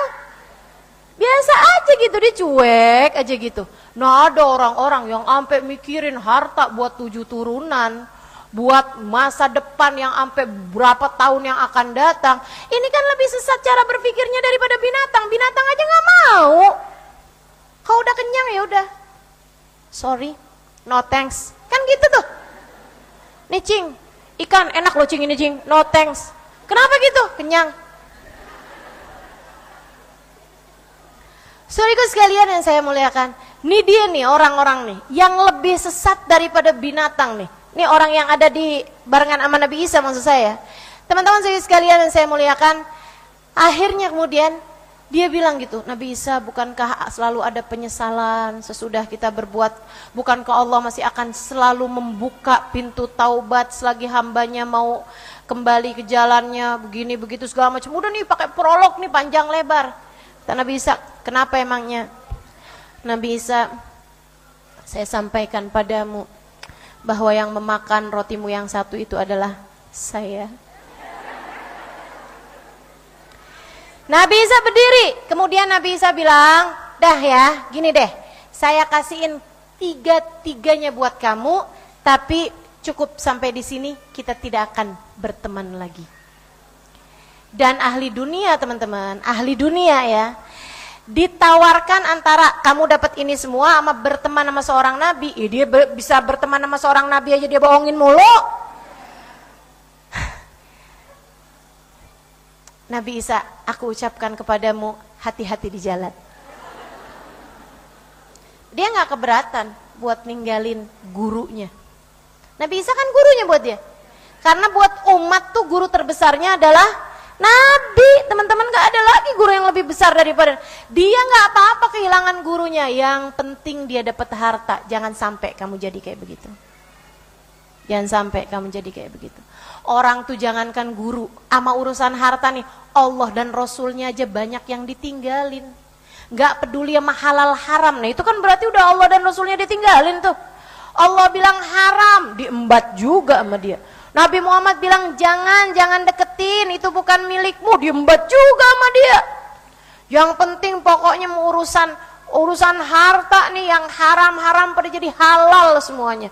Hati-hati teman-teman, hati-hati. Ini bisa kejadiannya bisa jadi kayak begini nih. Ditinggal sama Nabi Isa alaihissalam untuk melanjutkan perjalanannya. Teman-teman, sekarang dia sendirian nih, punya 3 gundukan emas. Dia kebingungan. Dia bawa satu aja sambil diseret sama dia gitu. Dia juga, ya satu juga emang berat juga, sama yang keduanya sayang-sayang. Yang 2 tuh nantinya dia tinggalin, takutnya ada yang ngambil. Sementara dia mau duduk di situ aja, itu juga kan dia perlu makan, perlu tidur, perlu apa kan. Dia takut gitu, mau tidur dia takut ntar pas dia lagi tidur diambil, ya kan ya. Atau dia mau makan juga dia tinggalin, kan dia nggak aman juga nih, nantinya ada yang ngambil gitu. Apa yang akhirnya dia lakukan? Dia lagi nungguin gimana ya caranya ya saya bawa ini ya. Lagi mikir kayak gitu, dia didatengin 2 orang preman. Nih ya, dunia itu, harta itu hanya akan menarik orang-orangnya. Coba aja liatin, pada rebutan dunia. Ini kisah ini selalu berulang sepanjang zaman teman-teman. Kalau ada dunia, ya udah rebut-rebutan tuh orang tuh buat dapetin tuh dunia itu. Kayak nggak ada gitu yang, oh itu duit banyak, ya udah dibiarin. Kayak hampir gak ada banget gitu orang tuh yang biasa aja gitu sama dunia. Kecuali ya hamba-hamba berkelas di sisi Allah Subhanahu wa taala, yang sama dunia biasa-biasa aja teman-teman saya sekalian. Sisanya yang lain nih 99,99%. Ah itu teman-teman saya sekalian, ya itu sama dunia memang sampai segitunya. Akhirnya datengin 2 orang. 2 orang ini langsung nih buka pedangnya, dibilang, apaan nih? Emas ya? Emas ya? Mau dibunuh tuh orang. Dia bilang, tenang bro, tenang. Tenang bro, tenang. Ini emang emas, saya yang punya. Tenang aja. Tapi saya juga emang dari tadi nih lagi kebingungan nih. Siapa, gimana caranya nih kita bawa nih emas gitu. Tapi ini gimana ceritanya kok bisa jadi emas? Dulu tadi tuh kan saya kan temannya Nabi Isa nih. Hati-hati loh sama saya. Teman Nabi Isa nih saya. Tadi nih Nabi Isa nih dengan mukjizatnya nih ngerubah ini gundukannya jadi emas nih. Tenang, tenang friend, tenang bro, tenang. Ini saya juga lagi kebingungan, ini tiga nih kan. Ini kan saya sendirian nih. Saya juga nggak bisa bawa nih tiga-tiganya nih. Jadi kalian kan berdua nih sama saya bertiga. Ya udahlah, kita friend aja lah. Kita ini aja, adil-adilan aja lah. Kita bagi nih masing-masing satu nih. Iya kan? Iya juga deh. Ya udah deh kalau gitu. Yuk, kita diskusi nih sekarang gimana kita pikirin cara bawanya nih. Oh, gini aja kalau gitu. Kamu tinggalnya di mana? Di kampung dekat sini nih, paling dekat sini nih, sekitar 1 jaman lah dari sini. Kalau saya jalan tuh ketemu kampung saya, kata aja 2 orang tadi nih. Dia bilang, oh oke. Kalau gitu gimana kalau kamu pulang ke kampung, sekaligus beliin kita makanan, sekaligus beli makanan, gitu ya. Kita makan, terus juga kamu ini deh koordinasi sama orang kampung sana buat bawain kayak gerobak atau apa buat kita bawa nih emas gitu kan. Oh iya, ide yang bagus. Udah lagi diskusi nih. Habis itu kemudian diputuskanlah seperti itu. Salah satu dari 2 orang yang tadi nih pergi ke kampung buat beli makanan. Jelas sampai sini? Jadi nih yang sekarang jagain emas itu satu yang asalnya temennya Nabi Isa, ex temennya Nabi Isa. Karena dia ninggalin Nabi Isa kan, berarti kan udah jadi ex. Jangan sampai kita jadi ex sama guru-guru kita. Jangan sampai kita jadi ex dari Nabi kita Muhammad sallallahu alaihi wasallam. Mantan umatnya Nabi Muhammad. Naudzubillah min dzalik. Jangan sampai kita dianggap ex oleh Allah Subhanahu wa taala Tuhan kita, teman-teman, hanya karena kita segitunya sama urusan dunia. Dia adalah mantan hambaku kata Allah.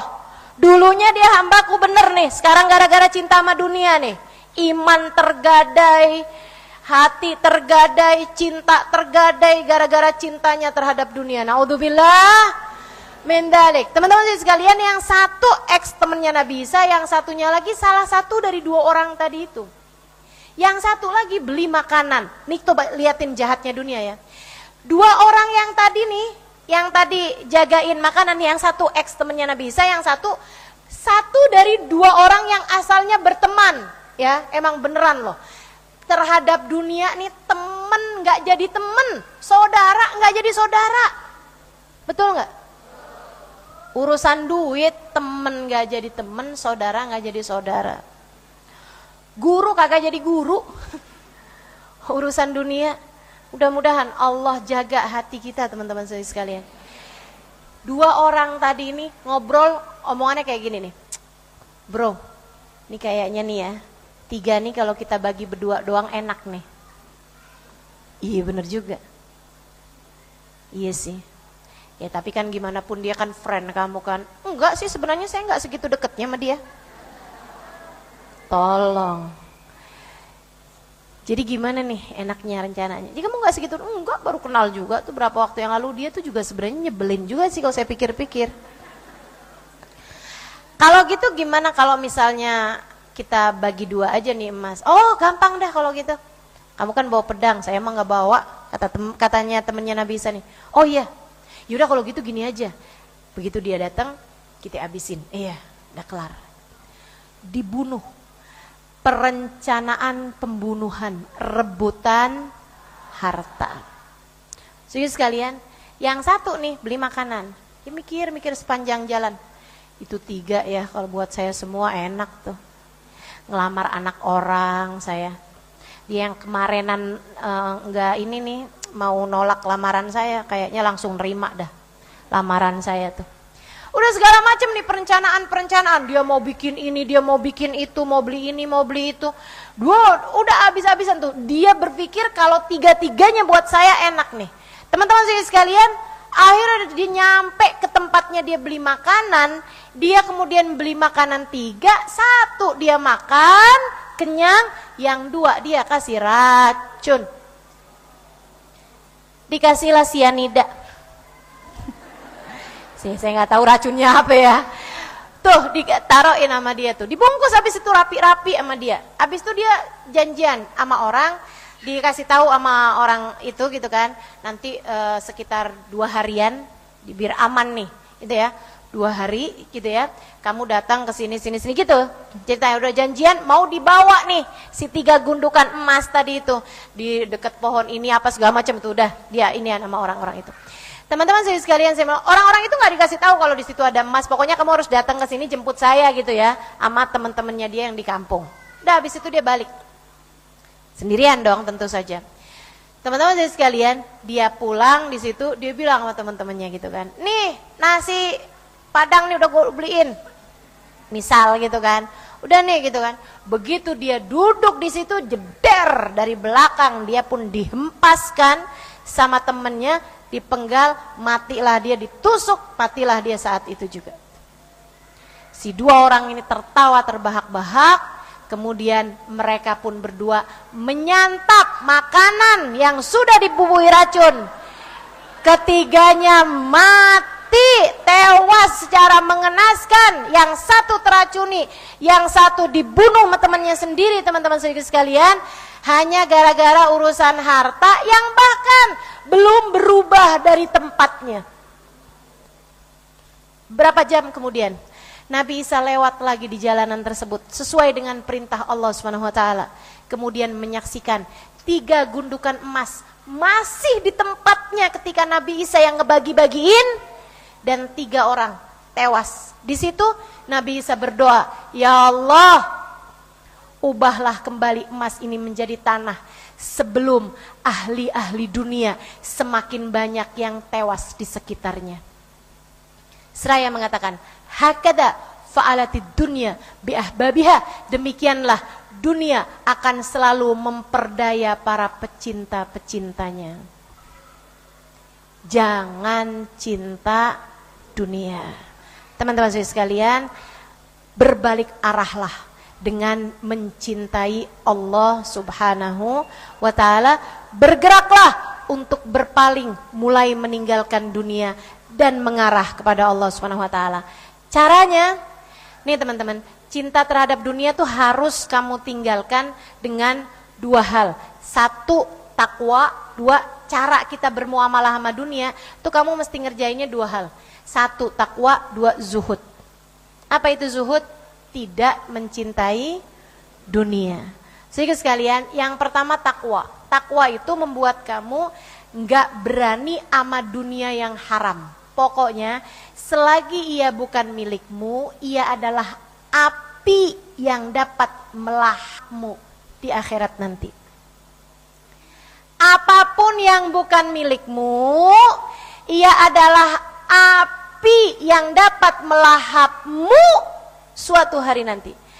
Apapun aja yang haram, itu adalah api yang dapat melahapmu di akhirat nanti. Teman-teman saya sekalian, keluar kamu dari majelis, kamu nyari sendal kamu kok nggak ketemu, kelihatan sendal mereknya bagus banget dah.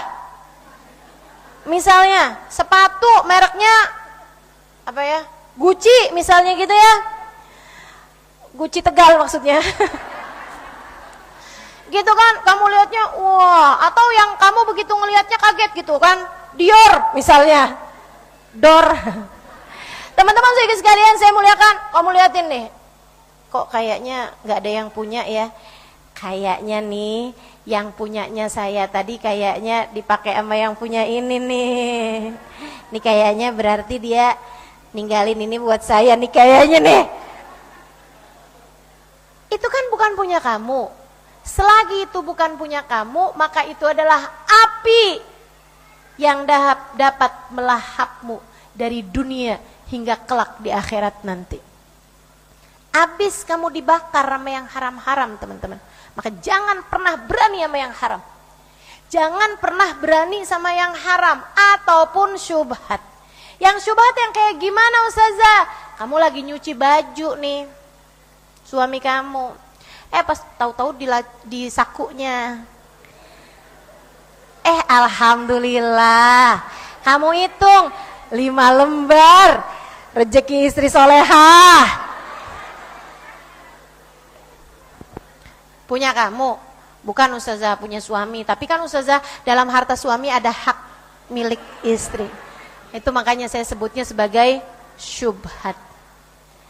Dianya ridho apa enggak? Kan gitu. Enggak ridho sih ustazah kalau tahu. Makanya kemudian jurus yang keduanya jangan sampai dia tahu. Itu namanya syubhat.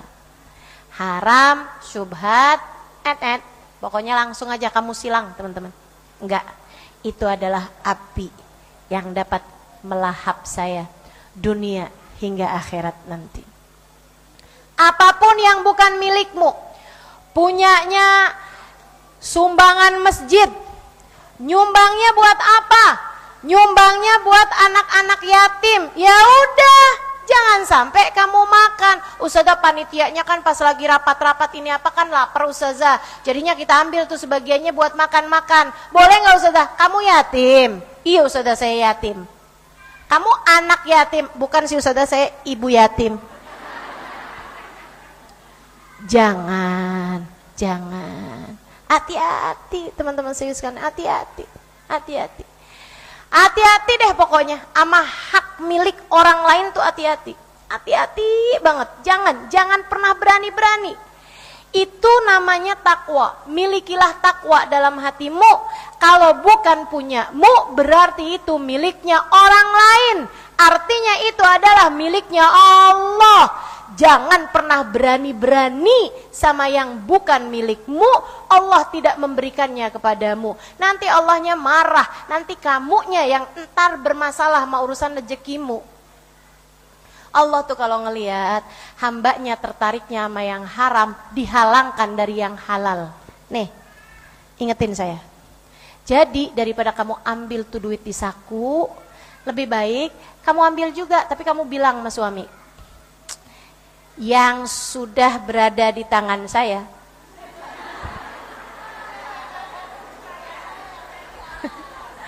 boleh nggak kalau saya jadikan sebagai milik saya? Saya loh yang nemu. Kalau nggak setengah-setengah gimana? Itu kan enak tuh kalau kayak begitu. Ngomong. Begitu kan ya? Atau ya seenggaknya ada upah lah gitu untuk yang menemukan. Itu bahasa-bahasa kayak begitu kan enak tuh teman-teman. Jadinya kamu ketika menerimanya itu statusnya adalah halal. Udah halal kan enak, kamu beliin apa aja gitu. Ini saya ajarin ngomongnya tuh tadi tuh kayak gitu. Sehingga sekalian yang saya muliakan, jadi begitu tuh urusan kita sama urusan harta. Jangan pernah berani sama yang haram. Sendal orang lain, barang orang lain, duit orang lain, begitu kan ya? Baju orang lain, jemuran tetangga dan lain sebagainya. Baju saudara kita sendiri gitu. Jangan berani teman-teman. Termasuk mohon maaf, suami orang lain. Udah. Tutup mata dari yang bukan milikmu. Itu adalah api yang dapat membakarmu dari dunia sampai akhirat nanti. Itu cara muamalah kita sama dunia. Satu, takwa. Kalau udah kamu lewatin jalan takwa, pokoknya haram enggak. Pokoknya yang namanya haram tuh api aja udah. Kamu nganggap semua apapun yang bukan milikmu itu adalah api. Udah, kamu gak akan pernah berani menyentuhnya. Atau racun deh gitu. Kamu gak akan pernah berani menyentuhnya. Walaupun kamu tahu itu kelihatannya enak sekalipun, tapi kalau kamu tahu di situ ada racunnya, kira-kira ada yang mau makan apa enggak? Enggak teman-teman, dah. Pokoknya yang bukan milikmu kamu anggap racun. Yang kalau kamu makan bisa menewaskanmu, bisa menghancurkanmu. Itu. Nah, selebihnya terhadap urusan dunia yang halal-halal, kamu harus zuhud. Kamu dikasih nih sama suami kamu duit, atau kamu kerja, kamu punya duit, ya kan ya? Urusan apapun yang kamu punya nih. Ini teman-teman saudara sekalian, kamu harus zuhud. Apa itu zuhud? Zuhud itu ada tingkatan-tingkatannya, banyak banget gitu ya. Tingkatan tertingginya hanya ngambil yang diperlukan aja. Itu kelas-kelasnya Nabi, kelas-kelasnya para wali. Hanya ngambil yang seukuran kebutuhan primernya aja gitu. Sisanya yang lain ya udah dikasih-kasihin, ditaruhin kemana, dibagi-bagiin gitu. Itu tingkatan tertinggi dari urusan zuhud. Sehingga sekalian saya muliakan, di bawahnya lagi gitu ya. Ini yang bisa kita ikutin adalah dengan Apa yang enggak kamu punya, enggak usah kepengen. Yang kamu enggak punya, enggak usah kepengen. Yang kamu punya, jangan sendirian menikmatinya, bagikan dengan yang lain. Itu zuhud yang kita mampu ngerjainnya. Yang kita mampu ngerjain. Yang bukan punyamu, enggak usah pengen. Yang punyamu, bagikan dengan yang lain. Berbagilah dengan yang lain. Jangan dinikmatin sendiri. Bisa? Insya Allah. Gitu. Berapa banyak ustazah yang dibagi? Nah itu tergantung dah ukuran zuhudmu. Jangan mendadak-dadak. Begitu kan ya? Yang Allah wajibkan 2,5% bagian dari zakat. Kan gitu? Kalau bisa naik dong. Kamu kan pengen nyari ridhonya Allah. Naik teman-teman. Dari 2,5% naik jadi 5%. Setiap saya punya apapun 5%-nya saya bagikan. Saya nganggapnya bukan milik saya sendiri. Bukan milik saya lagi. Itu kan? Udah bisa 5% misalnya gitu ya. Kamu dikasih duit nih misalnya sama suami gitu kan. 300.000. Oke, 5%-nya berapa aja? Berapa sih? 15.000 ya? Dikit kan ya? Dikit apa banyak? 300.000 kamu keluarin 15.000. Dikit apa banyak? Dikit. Tuh kamu bagi. Kamu kas keluar, ada pengemis bagi, ada siapa bagi, ada orang bagi gitu. Selebihnya bukan berarti habis itu kamu gak kasih sama orang lain lagi. Ya yang memang di depan mata pengemis atau apa ya kamu kasih. Jangan bilang, maaf jatah sedekah saya udah habis. Nggak gitu juga. Nggak gitu. Kalau ada ya dibagi. Begitu teman-teman. Tapi maksudnya kamu wajibkan gitu. 5%. Ntar kalau udah bisa naik lagi 10%. Terus-terusnya gitu teman-teman sekalian. Kalau dipikir-pikir kan semuanya dari Allah. Bukankah alangkah sangat pantasnya yang dari Allah kamu serahkan kepada Allah. Kan begitu? Nggak usah semua, tentu saja kita nggak mampu. Yang dari Allah, semua yang dari Allah kamu serahkan sebagiannya ke jalan Allah. Gitu teman-teman saya sekalian. Banyak banget orang gak mampu di sekitar kita, pondok-pondok pesantren yang miskin-miskin di sekitar kita, guru-guru ngaji yang gak mampu di sekitar kita, janda-janda tua, anak-anak yatim. Ada banyak di sekitar kita. Sampai Hubabah Maryam tuh sebagai orang dermawan, guru saya punya guru, orang sangat dermawan, itu orang paling dermawan yang pernah saya temuin teman-teman. Beliau tuh pernah ngomong sama saya kayak begini nih, Halimah kamu beruntung banget nak tinggal di Indonesia. Kenapa gitu Hubabah? Hubabahnya tinggal di Madinah. Baru itu saya dengar Hubabah bilang, kamu beruntung tinggal di Indonesia gitu. Dibandingkan dengan beliau yang tinggal di Madinah, kan aneh banget nih. Jadi saya nanya gitu, beruntung gimana Hubabah? Kamu tuh beruntung Halimah tinggal di Indonesia. Gampang nyari orang gak punya, jadi sedekahnya gak susah-susah. Orang kalau dermawan ya sampai segitunya. Saya Halimah kadang susah mau ngasih orang tuh, saya mesti jalan dulu, mesti naik mobil dulu mau sedekah. Kamu kan gampang banget tuh nak mau sedekah. Kadang pengemisnya sampai datang sendiri ke rumah, ya Allah, luar biasa Hubabah, emang bener-bener. Tuh teman-teman, yang kamu punya, yang nggak kamu punya jangan pengen. Yang kamu punya berusaha untuk dibagi kepada yang lain, gitu ya. Orang tuh kalau kepengen sengsara gampang dah, liatin aja yang orang punya. Kamu tuh kalau suka ngebandingin diri kamu sama orang lain, itu selamanya kamu akan sengsara. Selamanya kamu akan menderita. Kamu habis beli sendal nih, cakep banget, kamu seneng makainya. Ngeliatin sendalnya orang lain lebih cakep-cakep, jadi nggak seneng lagi makainya. Jangan suka bandingin. Sendal tuh cukup di kaki, jangan di hati. Ya, sendal sepatu cukup di kaki, jangan dimasukin di hati. Nanti kamu gampang sakit hatinya. Hatinya isinya macem-macem, sendal ada, tas ada, makanan ada, segala-gala kamu masukin di hati. Hatinya banyak isinya. Kalau banyak isinya jadi gampang sakit hatinya. Betul nggak? Kebek. Soalnya kebek jadi nggak indah lagi teman-teman. Pernah lihat rumah bagus tapi kebek apa enggak? Terlalu banyak barang. Enak nggak lihatnya? Nggak enak. Indah nggak kelihatannya? nggak indah, maka keluarin tuh, keluarin. Hatimu juga kayak begitu, jangan isinya. Teman-teman saudara sekalian saya muliakan, cincin cukup di jari, jangan dimasukin di hati. Duit cukup di dompet, jangan dimasukin di hati. Apa-apaan itu dunia cukup di tangan aja, jangan masukin ke dalam hati. Demikian doa para ulama-ulama kita. Mereka berdoa, Allahumma ij'alid dunya fi aidina wa la taj'alha fi qulubina. Ya Allah, jadikanlah dunia cukup di tangan kami aja. Jangan ya Allah, jangan pernah masukkan dunia di dalam hati-hati kami. Ya, Allahumma ij'alid dunya fi aidina wa la taj'alha fi qulubina. Apal? Enggak, nanti saya tulisin deh. Saya tulisin di Instagram, ya. Ini teman-teman saya sekalian. Nah, kemudian itu Ustazah, masalahnya sekarang gimana caranya? Ini saya mesti ngomong 5 menit tapi selesai semuanya nih. Sampai ngos-ngosan, berasa gak sih? Saya minum dulu ya. Jadi sekalian, sekarang gimana caranya biar berkurang cinta di hati kita terhadap dunia? Apa aja yang mesti kita lakukan? Satu, yang paling deket ya, yang paling deket, ingat-ingatlah kematian. Sering-seringlah mengingat kematian. Ya, aktsiru min dzikri hadimil laddat, kata Nabi Muhammad begitu. Fa innaha tuzakkirukumul akhirah.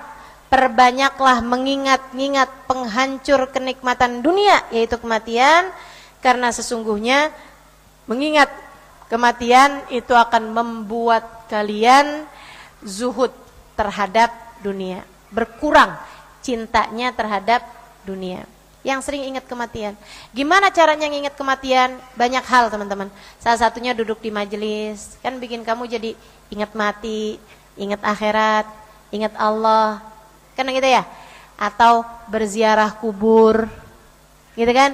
Zurul kubur fa inna tudzakirukumul akhirah. Kata Nabi Muhammad, berziarahlah ke kubur karena itu akan membuatmu mengingat akhirat. Ya udah pastilah, daripada berziarah ke mall,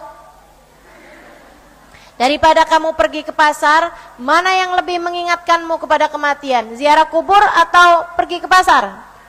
Ziarah kubur teman-teman. Ini ziarah kubur biasa. Gimana dengan ziarah kubur orang-orang soleh? Tambah lebih mengingatkan lagi kepada kematian, dan itu memang sesuatu hal yang baik jika dilakukan, tentu saja dengan menjaga adab-adabnya. Ya kan? Jangan nangis-nangis di kuburan sampai bikin orang semuanya pada lihat gitu kan. Dan jangan juga berdandan berlebihan, pakai kacamata hitam, pakai payung hitam, pakai sepatu tinggi hitam juga. Nah itu jadi ini ya. Kemudian selfie begitu kan di makam gitu, sesuatu hal yang kurang-kurang baik untuk dilakukan. Baik teman-teman sekalian saya muliakan, sambil jaga adab-adabnya, itu adalah sesuatu hal yang baik untuk dilakukan, sebab mengingatkanmu kepada kematian. Selebihnya lagi, diam-diam, sering-sering aja ingat sama mati, dengan berzikir pada Allah Subhanahu Wa Taala. Ya Hayyu Ya Qayyum, La ilaha illa Anta, Subhanaka inni kuntu minadh dhalimin. Wahai zat yang maha hidup dan tidak pernah mati. Kan begitu? Kita ingat ya hai untuk mengingatkan kita bahwa kita semuanya nih bakalan mati. Allah satu yang gak akan pernah bisa mati. Gitu. Ingat Allah, zikir dalam segala macam keadaan. Nabi Muhammad tuh sampai mengajarkan kepada kita zikir-zikir yang selalu mengingatkan kita kepada kematian loh. Kita bangun tidur aja doanya gimana coba? Alhamdulillahilladzi ahyana ba'dama amatana wa ilaihin nusyur. Ya Allah, terima kasih Engkau telah menghidupkan aku kembali setelah sebelumnya aku mati kecil. Nabi tuh lagi ngingetin kamu tidur tuh mirip loh sama mati. Mati kecil gitu kan. Tidur itu kematian kecil teman-teman. Saat kamu tidur kamu nggak lihat apa-apa, kamu nggak ingat apa-apa, kamu nggak lihat dengar apa-apa saat kamu sedang tidur. Sama kayak orang mati kan kayak begitu. Itu Allah SWT lagi mengingatkanmu dengan kematian tuh sampai dikasihnya kita tidur. Teman-teman saya sekalian tuh ingat-ingat kematian. Itu hal paling besar yang bisa membuat kamu nggak terlalu cinta terhadap dunia. Makanya Allah tuh sering banget kasih kematian-kematian di sekitar kita. Tetangga kita mati, orang tua kita meninggal, itu ya Allah seharusnya ya kalau kita mau belajar tuh benar-benar bikin kita jadi nggak terlampau cinta sama dunia. Tuh ibu kita meninggal, tuh kakek kita meninggal, nenek kita meninggal, saudara kita meninggal gitu ya. Orang tua kita meninggal itu kan kayak yang ternyata sebegitu dekatnya kematian dalam hidup kita. Dan ternyata begitu saya mati, saya nggak akan bawa apapun loh. Betul nggak? Ada nggak yang ketika meninggal dunia ditaruhin HP?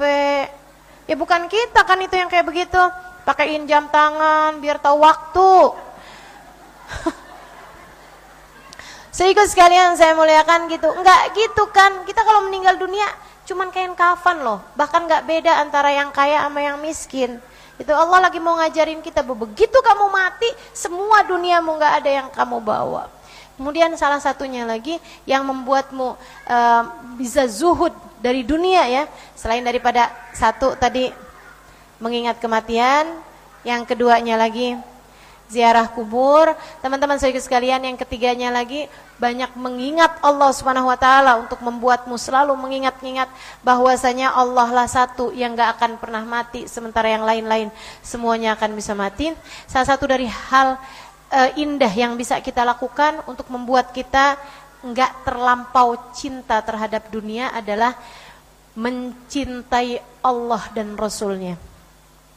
Dan mencintai apapun yang mendekatkan kita kepada Allah dan Rasulnya, termasuk mencintai ulama, mencintai sahabat-sahabat Nabi Muhammad, mencintai keluarga Nabi Muhammad, mencintai amal soleh, mencintai majelis ilmu, mencintai, nih kalau kamu cinta terhadap akhirat, nanti tuh lama-lama berkurang pula lah cintamu terhadap urusan dunia gitu. Karena itu kayak tadi itu ya, kamu ada di tengah-tengah. Semakin kamu mendekat ke arah barat, artinya kamu semakin jauh dari arah timur. Demikian pula sebaliknya. Hal terakhir yang bisa kamu lakukan untuk bisa membuatmu semakin cinta terhadap akhirat dan semakin berkurang cintamu terhadap dunia adalah berkawan dengan orang-orang yang hatinya cinta kepada Allah dan Rasulnya. Karena teman-teman, kamu nih habis hadir di majelis taklim, deketnya sama orang-orang yang memang nggak cinta dunia gitu ya. Ya maksudnya seenggaknya nggak berlebihan sama dunia. Itu beda loh rasa hatinya. Lihatin aja, beda tuh. Sehari, 2 hari gitu ya. Beda hatinya. Tapi begitu kamu temenan lagi sama orang-orang yang urusannya dunia mulu yang dibahas, lain lagi ceritanya. Betul? Betul nggak? Kamu ketemu lagi sama teman-teman arisan nih yang dibahas, tahu nggak sih itu habis beli mobil baru loh, lain lagi ceritanya. Iya ya, apaan mobil yang sekarang dia beli? Gitu nanti jadi mikir, saya kapan ya ceritanya ya beli mobil yang bagusan kayak gitu.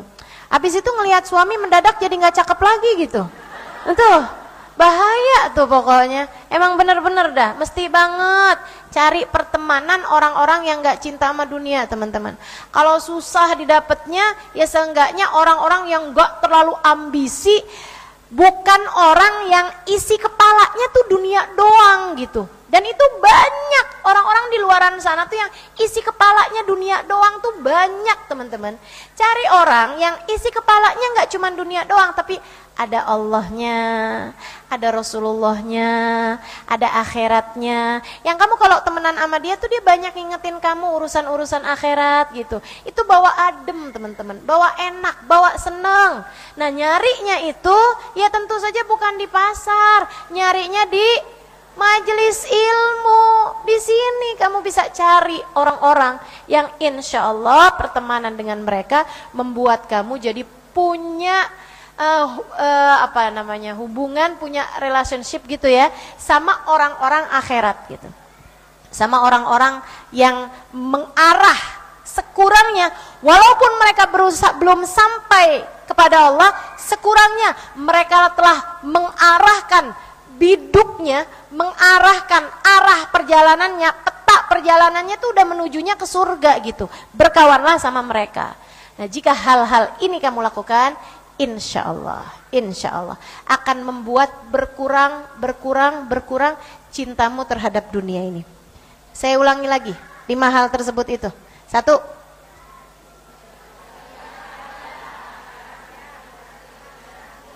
mengingat kematian. 2, berziarah kubur. 3,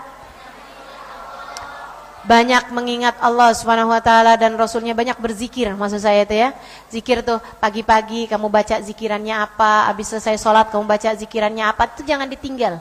Zikiran-zikiran itu kayak makanan teman-teman buat hati-hati kita nih, biar hati kita hidup terus-terusan. Nah, kalau hati kita hidup nih artinya hati kita sudah mengarahnya kepada akhirat gitu. Hati yang hidup akan tahu apa yang penting, apa yang gak penting, dan mulai sedikit-sedikit dia akan meninggalkan dunianya. Kemudian yang keempat, cintai Allah dan Rasulnya, dan cintai apapun yang mendekatkanmu kepada Allah Subhanahu wa taala dan Rasulnya.